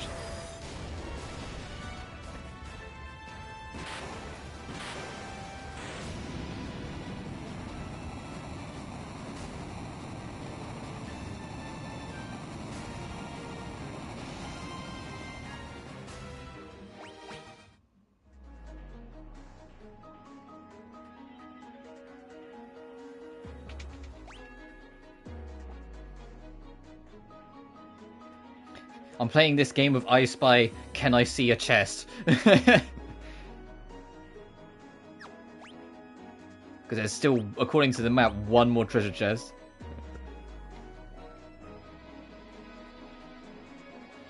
Right, let's proceed on.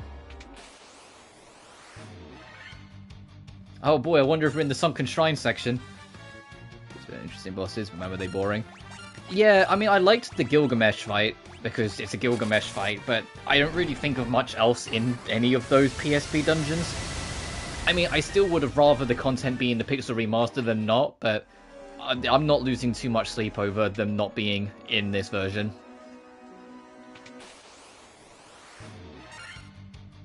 I don't miss the exclusion.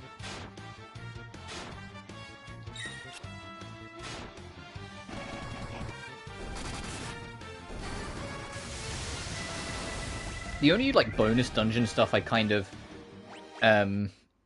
missed a little bit, and even then it wasn't necessarily good, was the Game Boy Advance version of Final Fantasy VI, fighting the, Kaiser Dragon. That was cool. At least for me, it was. I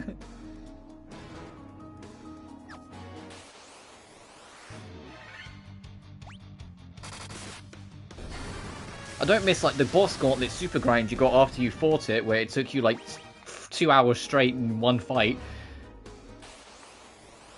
But I miss, like, the actual first encounter with the thing you'd get. Yeah, having the Leviathan summon was nice as well. Yeah.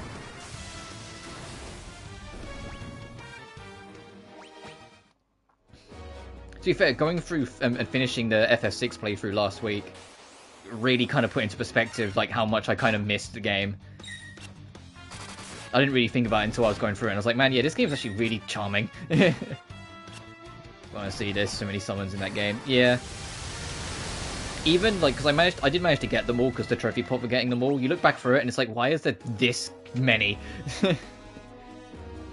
Oh, he doesn't read anything. I will use Ethers before we fight Kraken, just so I can restore my Thundagas.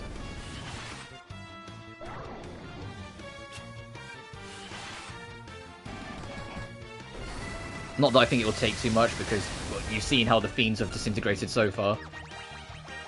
The only one that might be a slight threat, honestly, is Tiamat.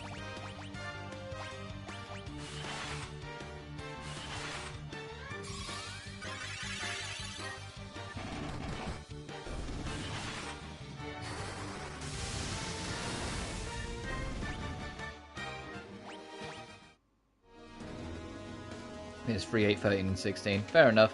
Yeah, the only one I haven't finished is Lightning Returns, and that's just because I played the demo at the time and just wasn't interested in what it was selling. Well, I do want to change that though. I do want to go back and actually try it and finish it to go have my own say on it.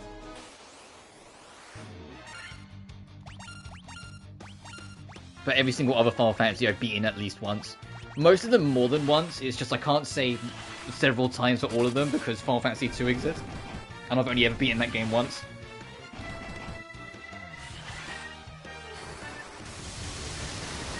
I've even beat Final Fantasy 13 1. I think it's like 4 times now.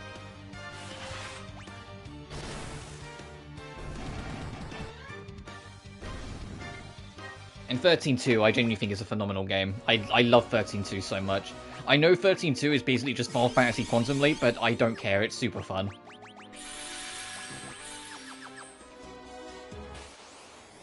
Just didn't like them. Yeah, that's fair enough.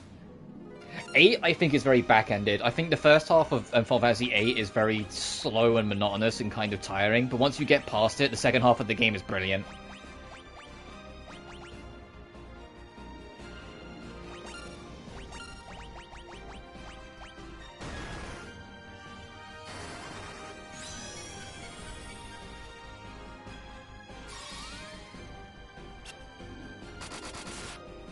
First 3 and 8, fair enough. Personally, like I said, 3, the only real hurdle I think 3 is that the Crystal Tower, if you're not ready for it, is kind of miserable. But if you are ready for it and prepared for it, I think it's overblown, a lot of how people say it is. 8, it's just maybe have a guide on standby, just so like you can get more powerful sooner, so you can kind of do less of the grinding. 8, I hated the story. Oh, fair enough, I can't help you then. A lot of people that don't like 8 is because of the more grindiness, which I entirely get, which is why I say just follow a guide of like where to grind and when to pick things up, so it's a bit more consistent.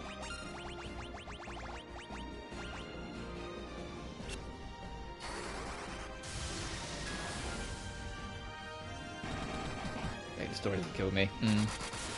I mean, you can get the ultimate weapon before the end of Disc 1 if you know what you're doing.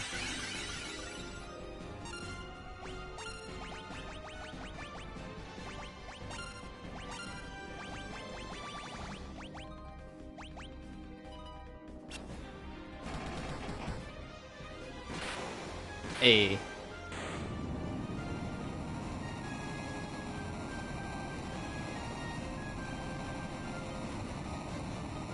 And 16 is super fun. If you haven't played it, I won't spoil it, but it is super fun. My only gripe is that I think it's too long. Oh no, not forget. Jesus. I didn't realize I'd clicked down by one by accident. Not that it would have mattered if I got rid of that one, but still.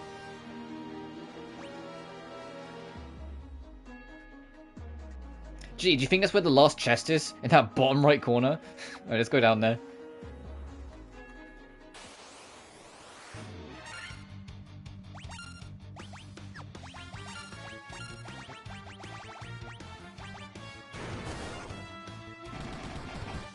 Because when I finished 16, my biggest comment on it was that the game's the epitome of peaks and valleys.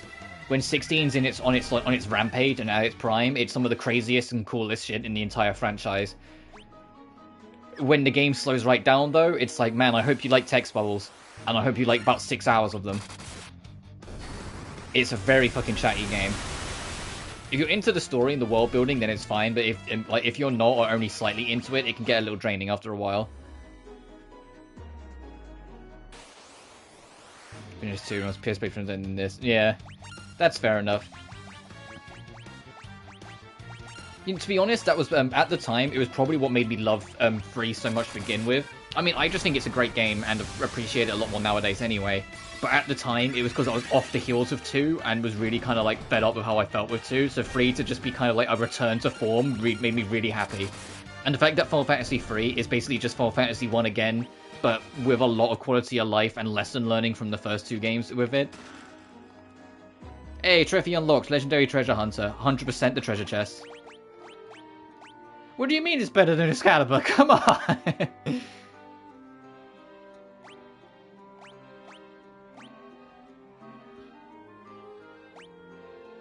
Significantly better. I don't know how much the efficiency bonus matters. Oh, never mind, she can have it. I guess.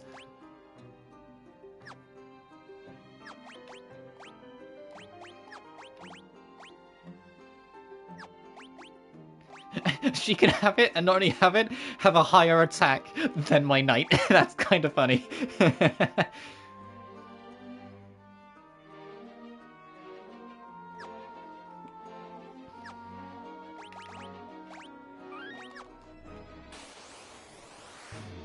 Oh, there's the Vampire Lord we needed from the other place. Alright, so there's that encounter that we don't have to worry about missing.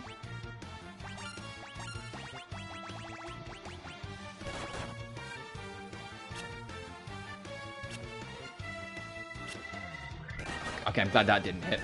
I say, we got 3 party members with ribbons, so we knew we were fine. The only person who doesn't is conveniently the one that's currently hit with a status condition. And unfortunately in the main game there isn't 4 ribbons.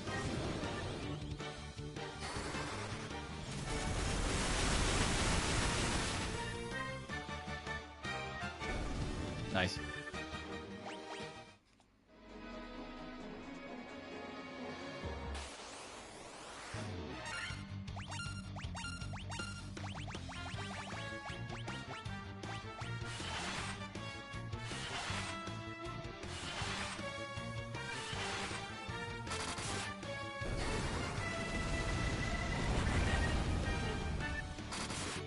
And I love Final Fantasy III's music. Whether it's the original 8-bit or the PSP/DS remixes, which I think are actually pretty damn good. And the Pixel Remastered soundtrack, obviously. I think Final Fantasy III has a really good soundtrack.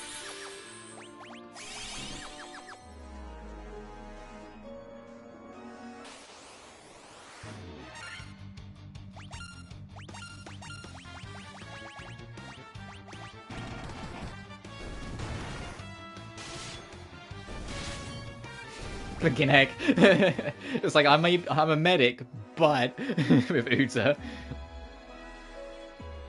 I am amazed that she can equip it.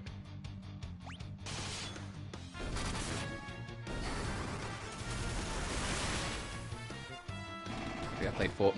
My very first Final Fantasy, it was also one of my very first RPGs when I was a kid, was Final Fantasy 4, so I'm extremely biased towards that game, but it's also still my favorite Final Fantasy. That tends to be a pattern where, unless like your first Final Fantasy was just a really bad one, most people's first Final Fantasies tend to be their favorite. I love Cecil's adventure. Even if Cecil is a living jinx, because wherever he goes, bad things happen around him, I swear to God.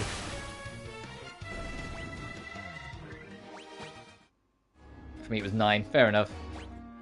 9's really good. As long as you're not doing side content. You're doing Chocobo Hot and Cold, you learn to stop loving the game pretty quick.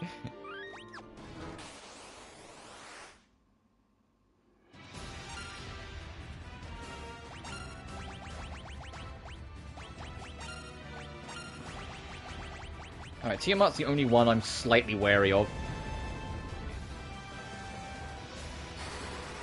Of the 4.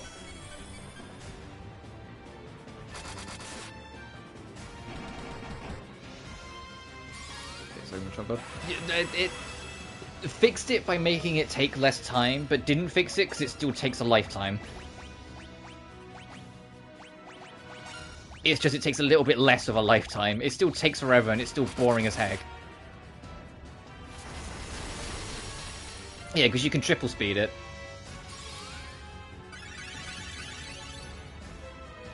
It still took me 4 or 5 hours or like straight of doing it before I got what I needed because I got unlucky.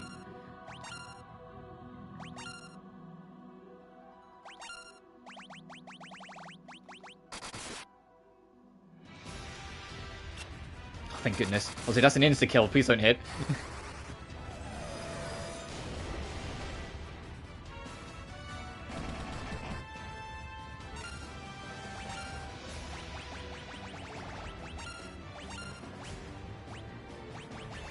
Completely ignore. Yeah, that's what I said. It's like, it is annoying, but if you're not that fussed by it, it's fine. Because it's optional. It's just if you're going for 100% or ultimately you want to fight the jaw dropper, you've got to put up with it, and it's a drag. It's just not a fun minigame.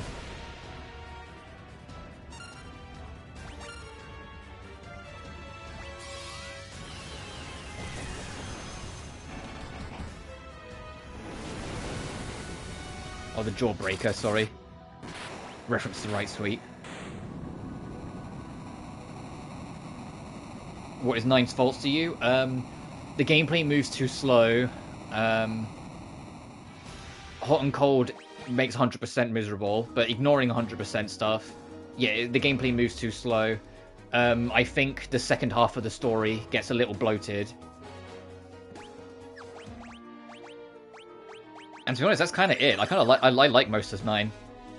That's just like the stuff that's offhand. Because I genuinely don't have a problem with Necron. I know a lot of people think, oh, he kind of comes out of nowhere. And I'm like, yeah, most final bosses transform into god monsters and they have no reason to it. The only difference is that now the god monster isn't Kuja. You know, it's still just... I genuinely like Necron. I think Necron's a great final boss. Even if it doesn't make any sense to show up.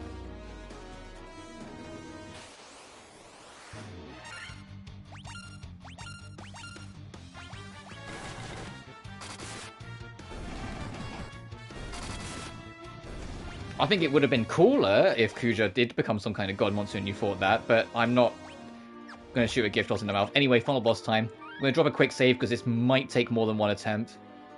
Hopefully we'll be okay, but still.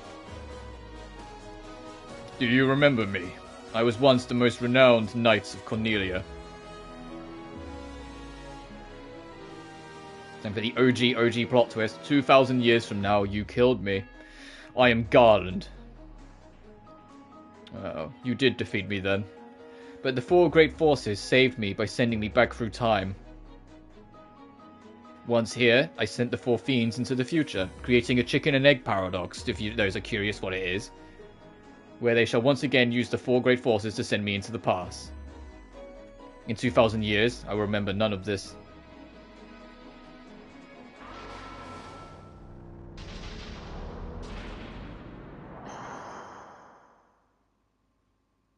But I will be reborn again here.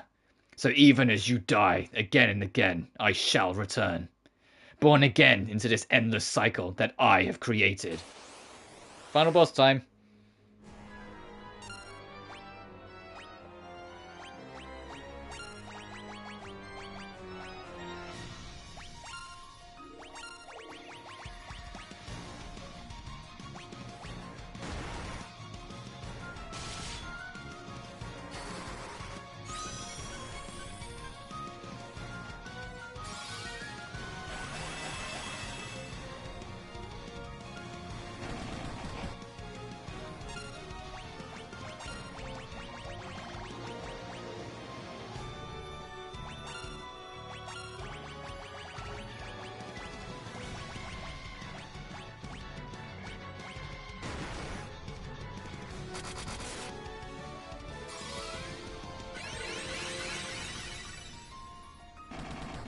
Big fan of this remix.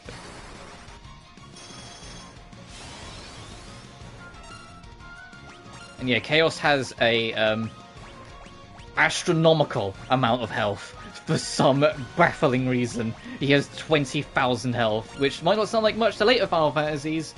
You know, you got Final Fantasy 13 and fucking Orphan has 8 million, but considering the damage cap and, you know, what we're doing, no, we're going to be here a minute.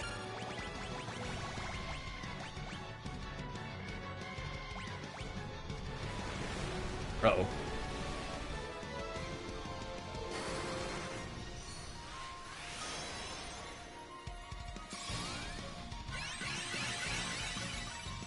It's ridiculous, really. Artificial padding, in my opinion. Yeah, honestly, I agree. I get big final boss, they want it to have impact and whatnot, but you could have had the impact without making its health this bloated. Because the ironic thing is that I could kill Orphan in 13 quicker than it would take me to kill Chaos in this, and Orphan has 8 million health. You know? Because you can do 99,999 damage per hit in 13 if you've got the right build at that point.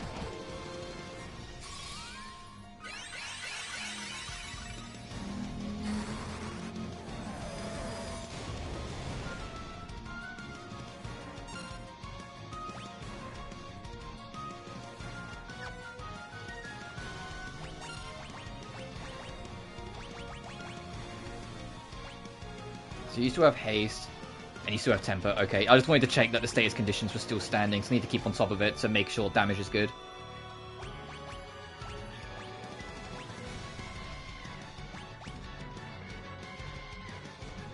I'll drop the healing just in because I don't want to just waste them all.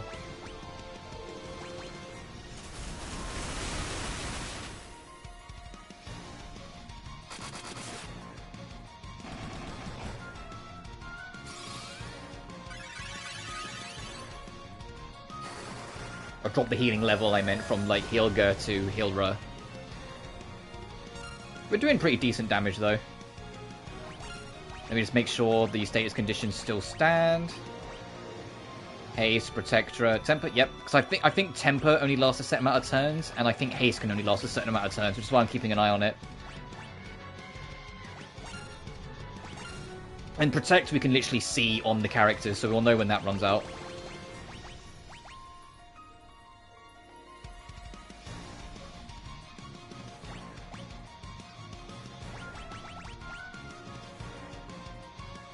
The fake outs.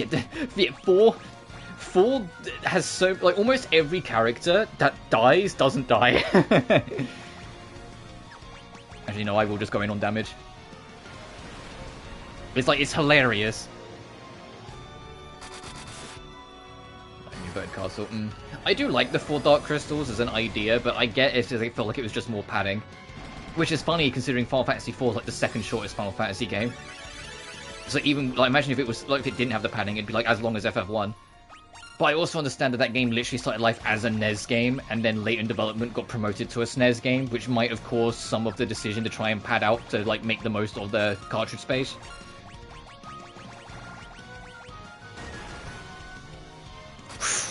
That was unfortunate. That was a lot of damage. There's a lot of damage.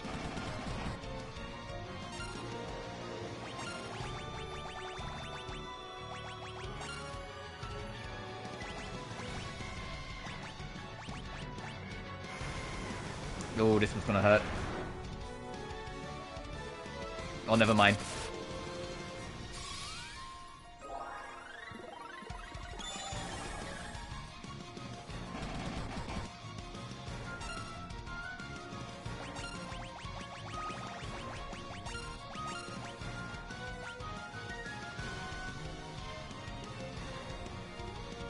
Yeah, Alternative 7 was not an artistic choice. Yeah, I kind of agree. It might have been, but it felt more like they were still figuring out the tech because it was early days, and so they kept it in a way that would make it easier to like fit on the discs, even if it was unoptimized. And it was once they figured it out, they started changing it. Straight. Yeah, I mean, if you look back on it, FF7, it's kind of a miracle baby in terms of the fact it came out.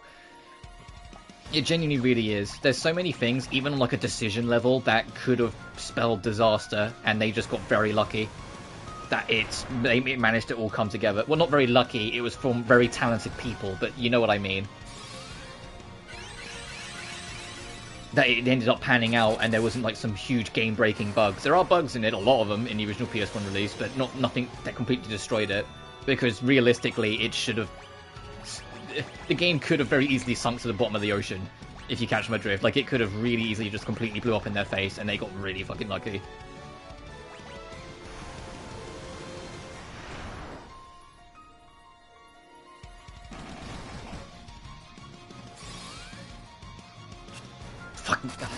I was really hoping that wouldn't. I was really hoping that wouldn't. Because now we're behind a turn on healing, and I wanted to kind of do something to kind of protect and keep Luna safe. Actually, I'm going to have Luna guard. I'm glad I did. Null might go down. Ooh, no, he's a hero.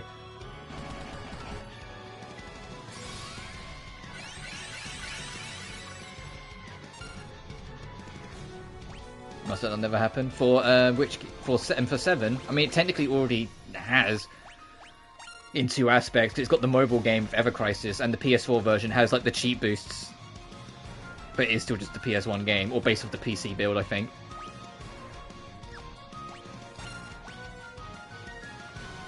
Actually, just because it's the final battle, I am going to burn an elixir to keep Noel alive.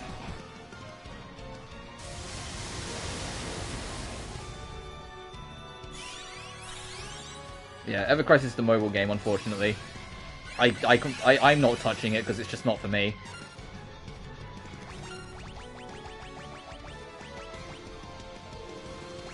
The reason why I play Genshin Star Rail isn't because, oh, you know, they're fun mobile games. It's because I can play them on console. I didn't touch Star Rail until it came out on console, you know? There's no more ports and remasters. At least I have mods.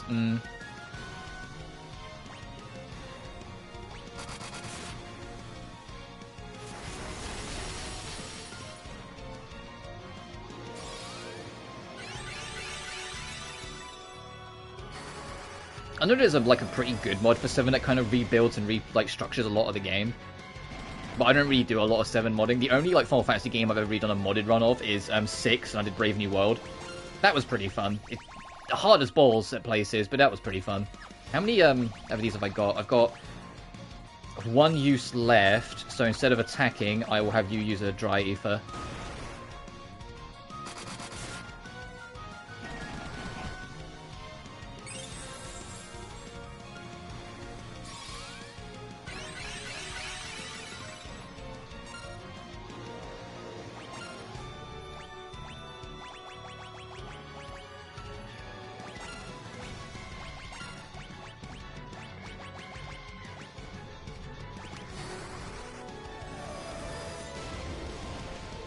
I haven't been keeping an eye on how much damage we've been doing, but I think... I was about to say I think we're getting close. But then he had to go be a motherfucker.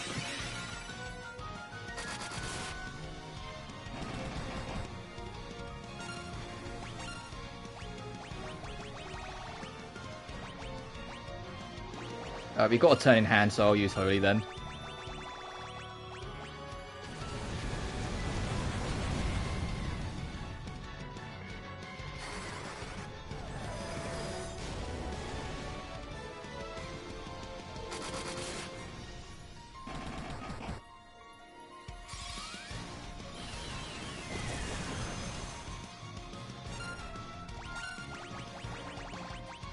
back on your healing.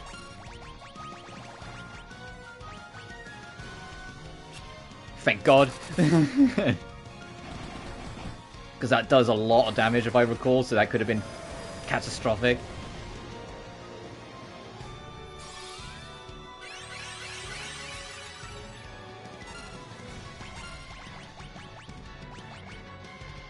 Means we have a turn in hand again.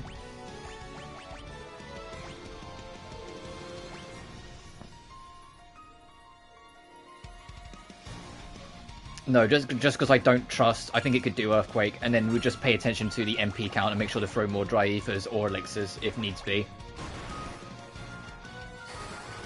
Because I know, like, the one turn I pick to just kind of roll with it and be like, ah, we're at full health, we've got a turn in hand, will be the one turn he does, like, the most catastrophic thing ever, and we don't get another turn in. I'd rather play it safe at this point, because we've got a good rhythm. So I've got 2 more uses. So yeah, we'll do that again just to be safe. And this has no more uses. So enjoy your elixir.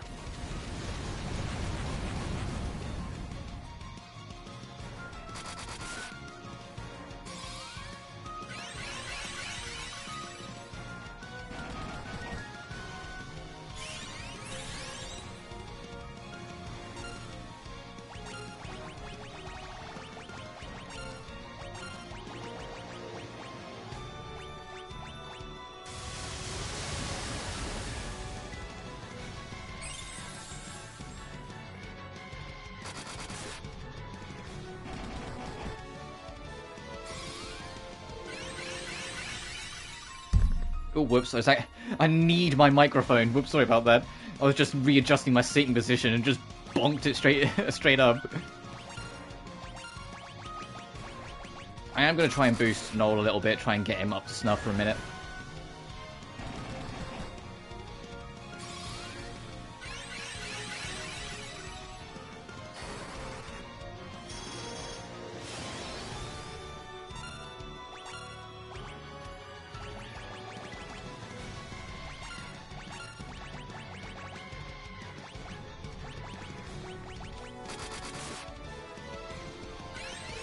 You mother...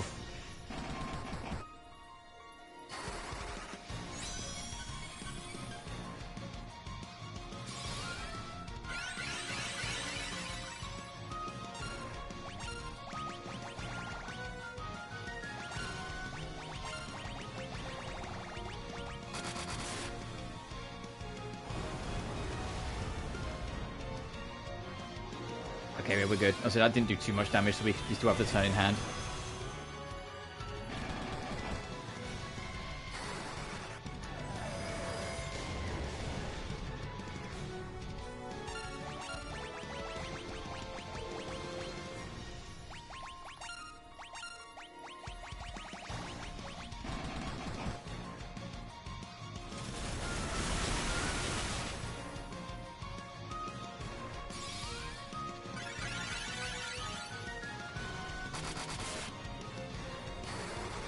If we haven't won the fight by the time we next run out with flares, I'm going to have Luna start trying to see if it can get a slow or stop off.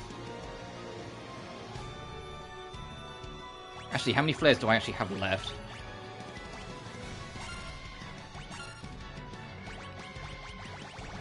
Oh, 7. Okay, we're good.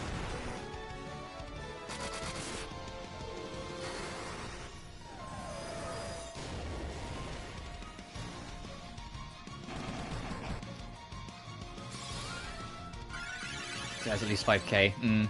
I haven't been paying attention to the numbers, but we are doing better now. I bumped Noel. I should have bumped him. If we lose this attempt, I'll make sure to bump up Noel off the rip. I just thought we'd be fine with me being buffed up. But that's on me. Okay, no, we're good. I thought it'd be enough for it to just be me. I forgot that he can just get 10k back whenever he wants sometimes. How many heal auras have we got? Oh, another 6. Yeah, we're good.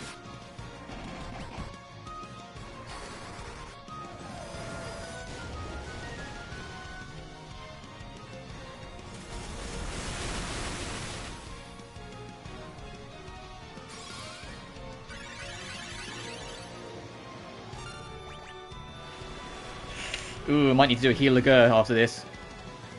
Okay, no, we're okay. It's only Noel who's starting to get a little on the lower end of health. Well, in comparison to his health, I mean. Oh, we're done. GG, first attempt. Yeah, I absolutely should have buffed Noel off the rip. That was just stupid for me not to.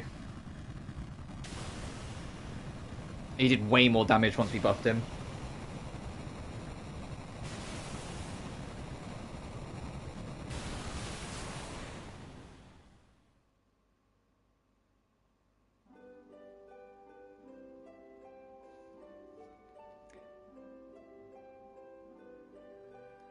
Well, the trophy hasn't popped for encountering every enemy once, so I think I have, like, missed an enemy somewhere, but that's fine. If I'm only missing one or two, that'll be easy enough to clean up.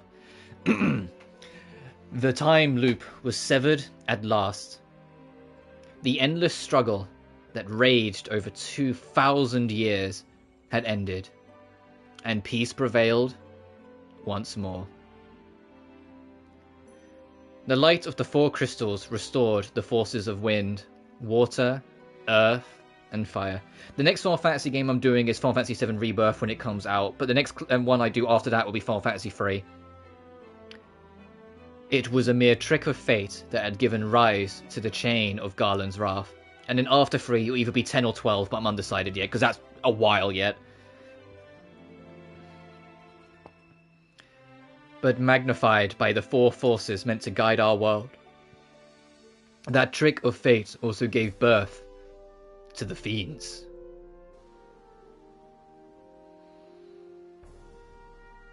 Monsters had run rampant as the world sank into darkness. But all that is now past.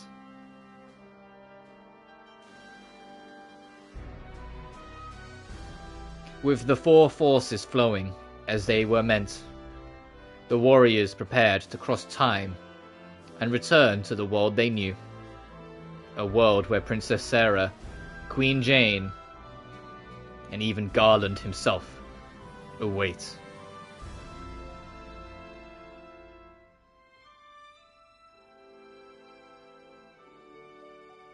When was this fateful day that sent time spiraling into a loop?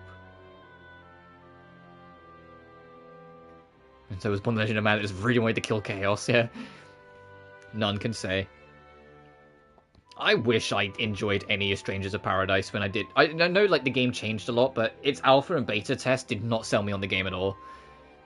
It seemed the cycle in which time had fallen would last forever, but the bravery of 4 young travelers changed that.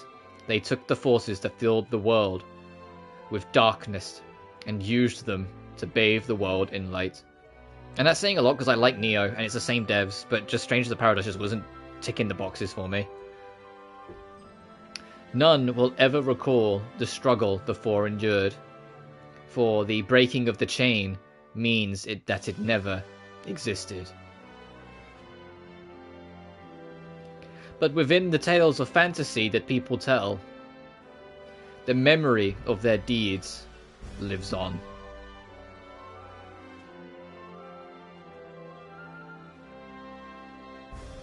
Tales of dwarves and elves, of dragons and shining civilizations that reached for the heavens even as they fell. And now, with this extremely slow text crawl, their return is upon us. With the memory of their struggle buried deep in their hearts, they will quietly watch over our world. I think people say, oh yeah, it's a Tetsu Nomura story. I hate to break it to you, Final Fantasy is literally the origin of what inspired Nomura's ideas. Remember always that the forces of the world must be used as they were intended, that the power of light must never be used for dark, and that the true crystals reside in your heart. His inspiration was Final Fantasy. He just wanted to do his own spin on it. For you are the warrior who crossed time. You are the bringer of light.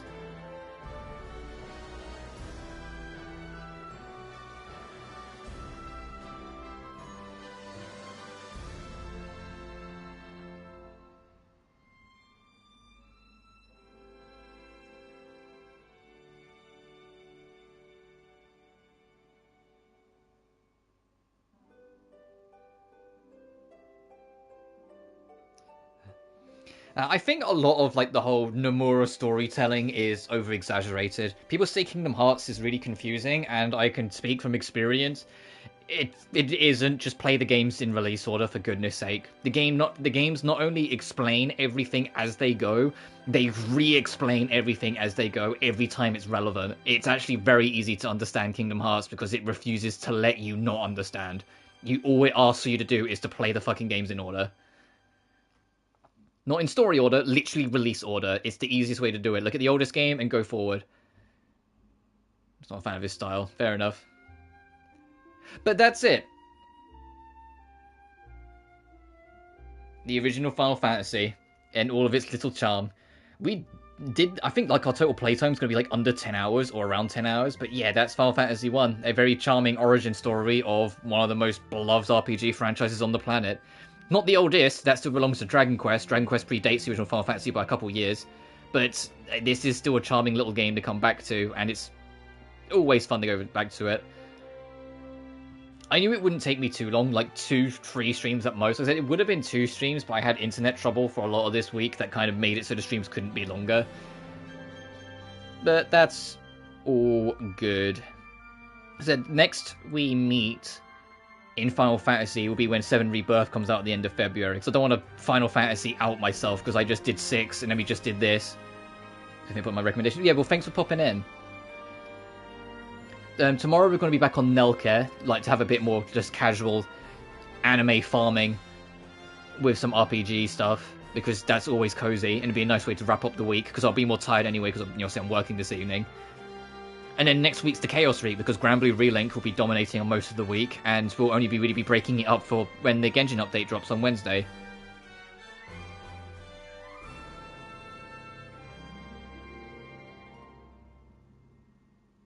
But next time we do a Pixel remaster will be when we do 3. Said 2 is a sub goal because I don't really like 2, but I will suffer it if people make me, because I think it would just be a fun stream to kind of just see me suffer.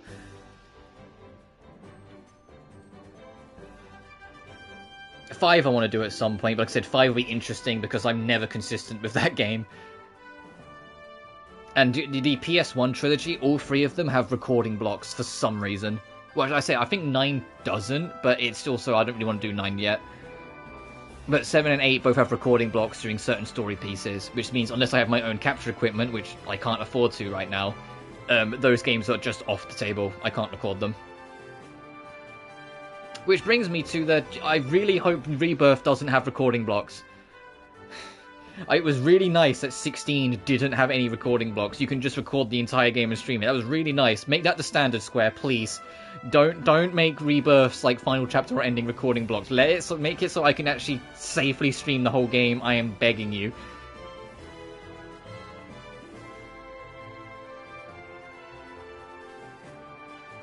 I don't want 16 to be a one-off.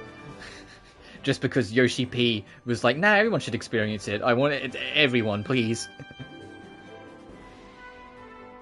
It's like my biggest thing I've been nervous about. I was nervous about it with 16 as well, to be fair, but it's the biggest thing I'm nervous about because 7 Remake, its final chapter when it first released on PS4 was entirely recording blocked. They got rid of it on the PS5 port, but it'd also been a year, so people knew about it. But then, oh wait, they made the ending cutscene of the Yuffie DLC recording blocks on PS5. And I still don't know to this day if they've ever patched it out. I haven't reinstalled Remake, recently to find out if they've patched it out or not. Because they did do that. Both FF15 and Kingdom Hearts 3 had recording blocks over the endings, but then they patched them out after the fact. Like, once it wasn't spoilers anymore, so people could experience it. And I don't know if they ever did that with Remake, Yuffie DLC. I know they didn't with base Remake, but that's because now we know in hindsight it's because they were preparing for the PS5 release. And so the PS5 release is the patched version, basically.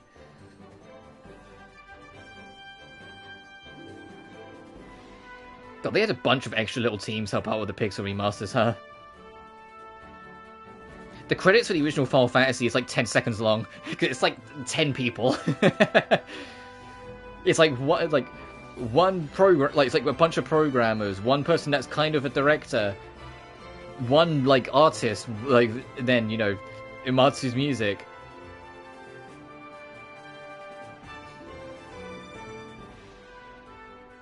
Like, it's a real small team. So it's like, yeah, man, a lot of people helped out this Pixel remaster, huh?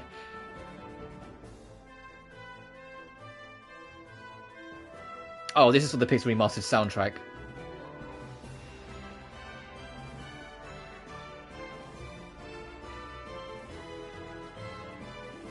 I don't know which of the Pixel remasters it is.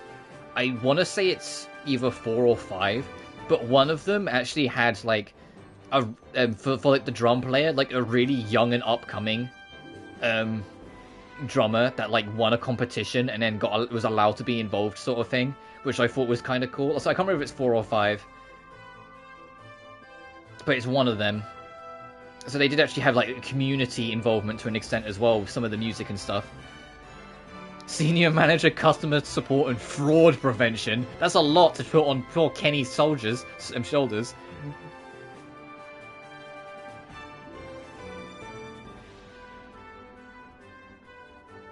But yeah, as for like the upcoming month, like I said, Granblue, we're going to be playing through early access on Monday. Genshin's on Wednesday. The following week, we're going to still be probably doing Granblue because I don't know how long that game's going to be. Probably a while.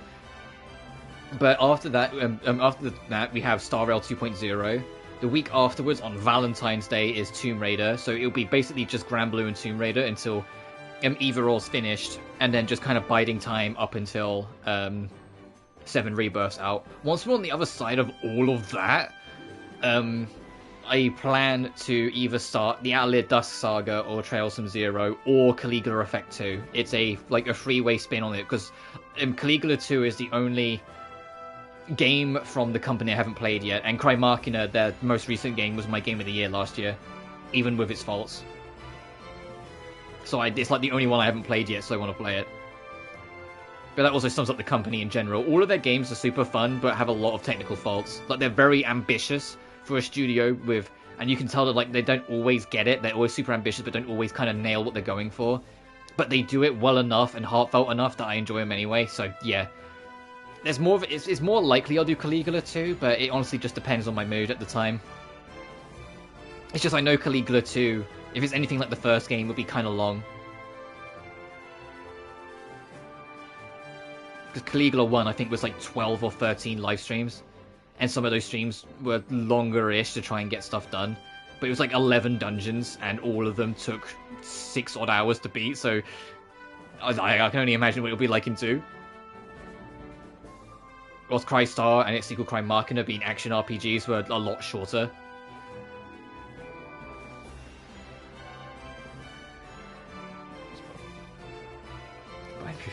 Oh, hey, one man. Yeah, enjoy Infinite Wealth. As I was saying earlier in the stream, I expected it to be quieter because I know a lot of people are either playing Tekken 8 or Infinite Wealth, and I don't really blame them. But yeah, we did just finish. But I hope you're enjoying Infinite Wealth. I won't be getting to it anytime soon, but I will eventually. I am super excited for when I do. It's just there's so much else in the schedule. And we'll be back on Nailcare tomorrow for like a cozier stream.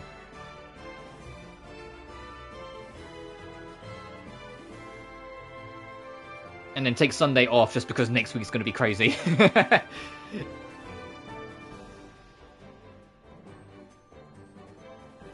Yeah, exactly. I just want to enjoy it. I've stopped watching trailers and anything like that around Infinite Wealth because I want to go in as blind as I can. I did finally get around to finishing Gaiden and loved it.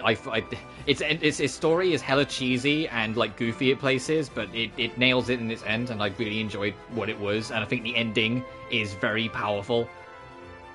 Even if, at least to me, it makes me very nervous for Kiryu in Infinite Wealth, because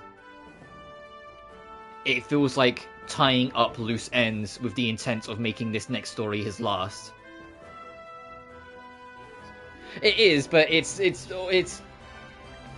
Yakuza stories are silly until they're not, and Gaiden is the epitome of that because it's super silly in places, and then when shit hits the fan, you go, oh god. It's just so much of the story is like, yeah, you're Kiryu. We all know you're Kiryu. Everyone knows you're Kiryu. There's no way in hell you're not Kiryu. And Kiryu's like, but let's just say I am this man. And it's just like, shut the fuck up.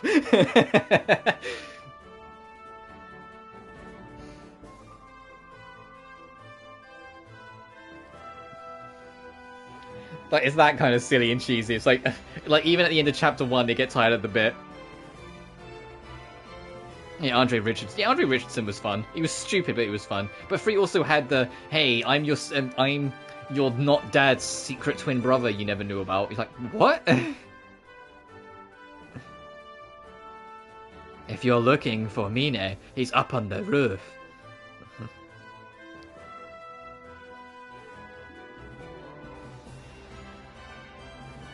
But yeah, it was very powerful. But as I said, for me, it screamed, Kiryu's not going to get a happy ending out of this. And I think that's going to break a lot of people's hearts when that eventually happens. Yeah, beautiful eyes.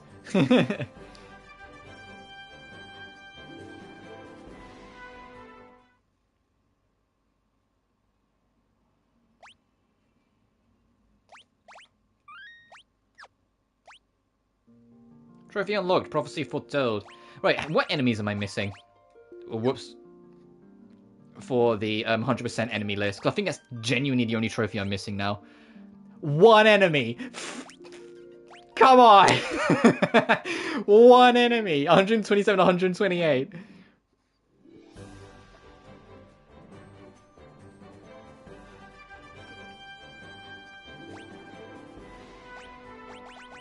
Fuck. Alright, you know what? I've got time. We finished early. I'm going to quickly... Final Fantasy Bestiary. And find out what floor it's on and just go get it.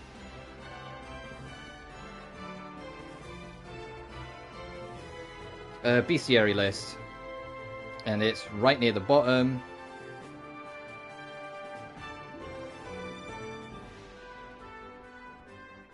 B4. Okay, let's go. Let's go. Let's get this platinum. B4.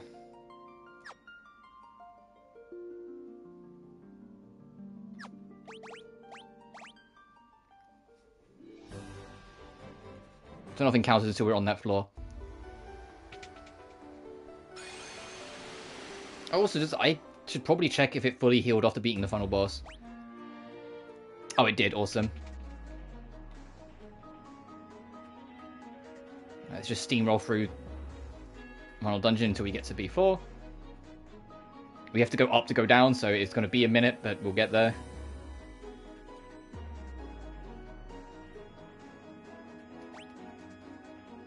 Okay, this is a mental room, right? It also means we have to beat up the evil eye again, but it had it coming. Get out of here. Hey guys! Are you ready for art? And then we'll do my usual, I scroll through like the extras gallery and whatnot. There's not a big gallery in this game.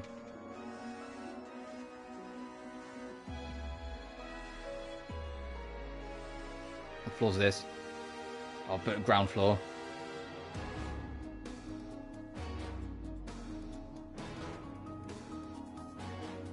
B1. Dun-dun. Dun-dun. We had to listen to more of this beautiful final dungeon theme anyway.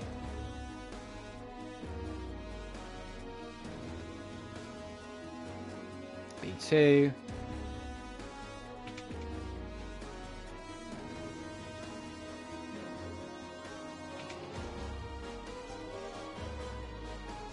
I'm pretty sure it's the only trophy I'm missing. Oh, and I can show off the minigame because I figured out what I was missing. And why it wouldn't let me do it. It's I was in the wrong vehicle. It's when you're on the ship, not the airship.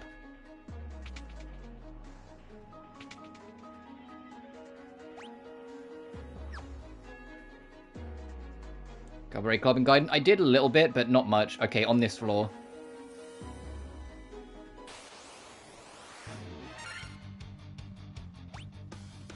I haven't really gone for 100%. I ended up just kind of like, not speed running, but focusing more on the story in the end, just to kind of get it done before IW was out.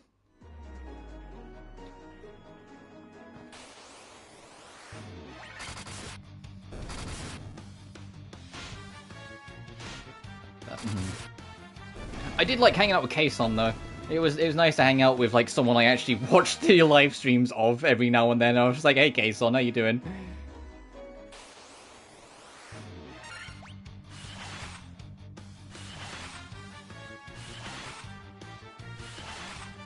And I think Kaison's one of the bar owners in Hawaii in Infinite Wealth, so she's around still, which is nice. It's nice for the Yakuza series to finally show more recognition to creators that have been heavily involved with the franchise for a long time.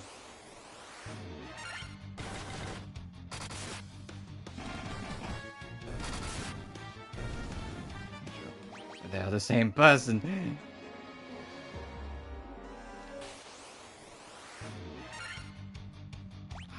What we're looking for is a clay giant, a particular clay giant. So these vampire lords are not what we're looking for.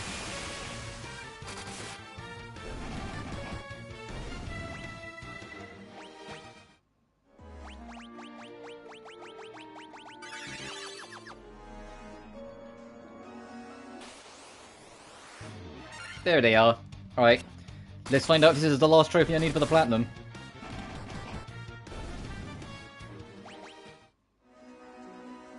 Field research. Professional. Trophy unlocked. The Master of the One. Yay, platinum. And then, of course, immediately we get more of them, because of course we do. Alright, we got the platinum.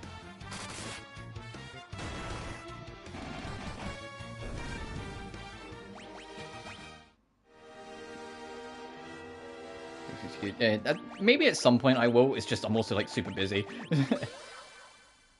I just wanted to, basically I wanted Gaiden done, so when I eventually do get the time for Infinite Wealth, I can just jump in and not worry about anything else, you know?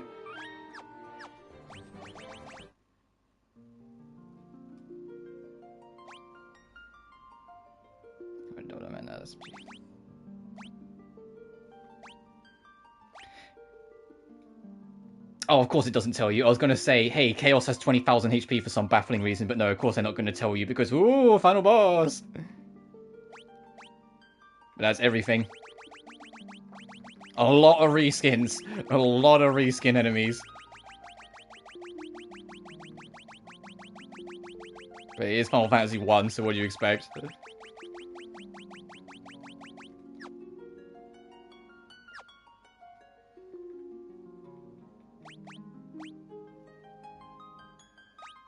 There's only 59 artworks, we can show it off.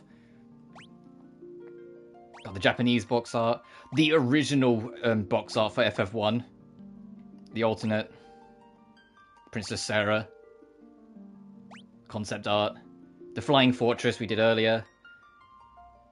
Battling the Durgan. Battling Ochus. God damn, some of this concept art. The Battle of Kraken. It's funny that they have the Behemoth artwork for Final Fantasy 1 when the Behemoth isn't in Final Fantasy 1. It doesn't show up until the next game. So they had concepts for the Behemoth enemy even as far back as the original game, but they just didn't integrate it into the series staple until later. The Cloud Sea Jin. Chaos Enthroned. Damn, that is a raw as fuck artwork. Damn. Warriors of Light A artwork, B art. Hey, the one they use for the current box arts. The Jin, Goblin, sorry, Lizards, Gygus, Fish, Sharks, Bone Bros. Just crawlers? Yeah, it is crawlers, damn. Vipers, Scorpions. God, these sketches are really good. These are really cool sketches. The Ghosts. Medusas. Rakshasas, Sabertooths. And it's the fact that they convert these into 8-bit sprites at the time. Green Slimes, Tarantulas, Manticores, Barrettes, Mummies, Cockatrice, Tyrannosaurs.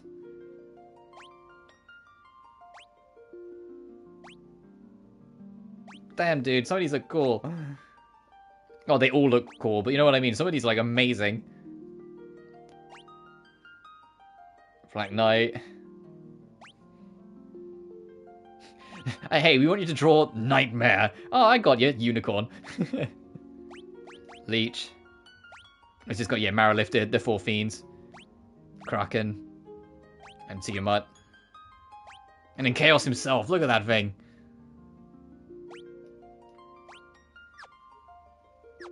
Hell yeah. But that's going to do from me. What was our total playtime? 10 hours and 48 minutes. Thank you all so much for watching. I know it's a shorter stream, but I knew we only had a little bit left of this game anyway. I'll be back tomorrow for Nelcare, which will be a cozier stream anyway, because I'll probably be tired from work. And then Sunday I'll be taking off, because next week's going to be crazy with Granblue and Genshin. But until then, thank you all so much for watching. Remember to like and subscribe if you haven't already. It genuinely really helps this little channel grow. Additionally, you can find my Twitter, Patreon, and PayPal in the description of every single video. But until next time, thank you so much for watching, and I'll see you then. Peace! And also enjoy Tekken 8 and Infinite Wealth regardless of which way you're inclined. Bye.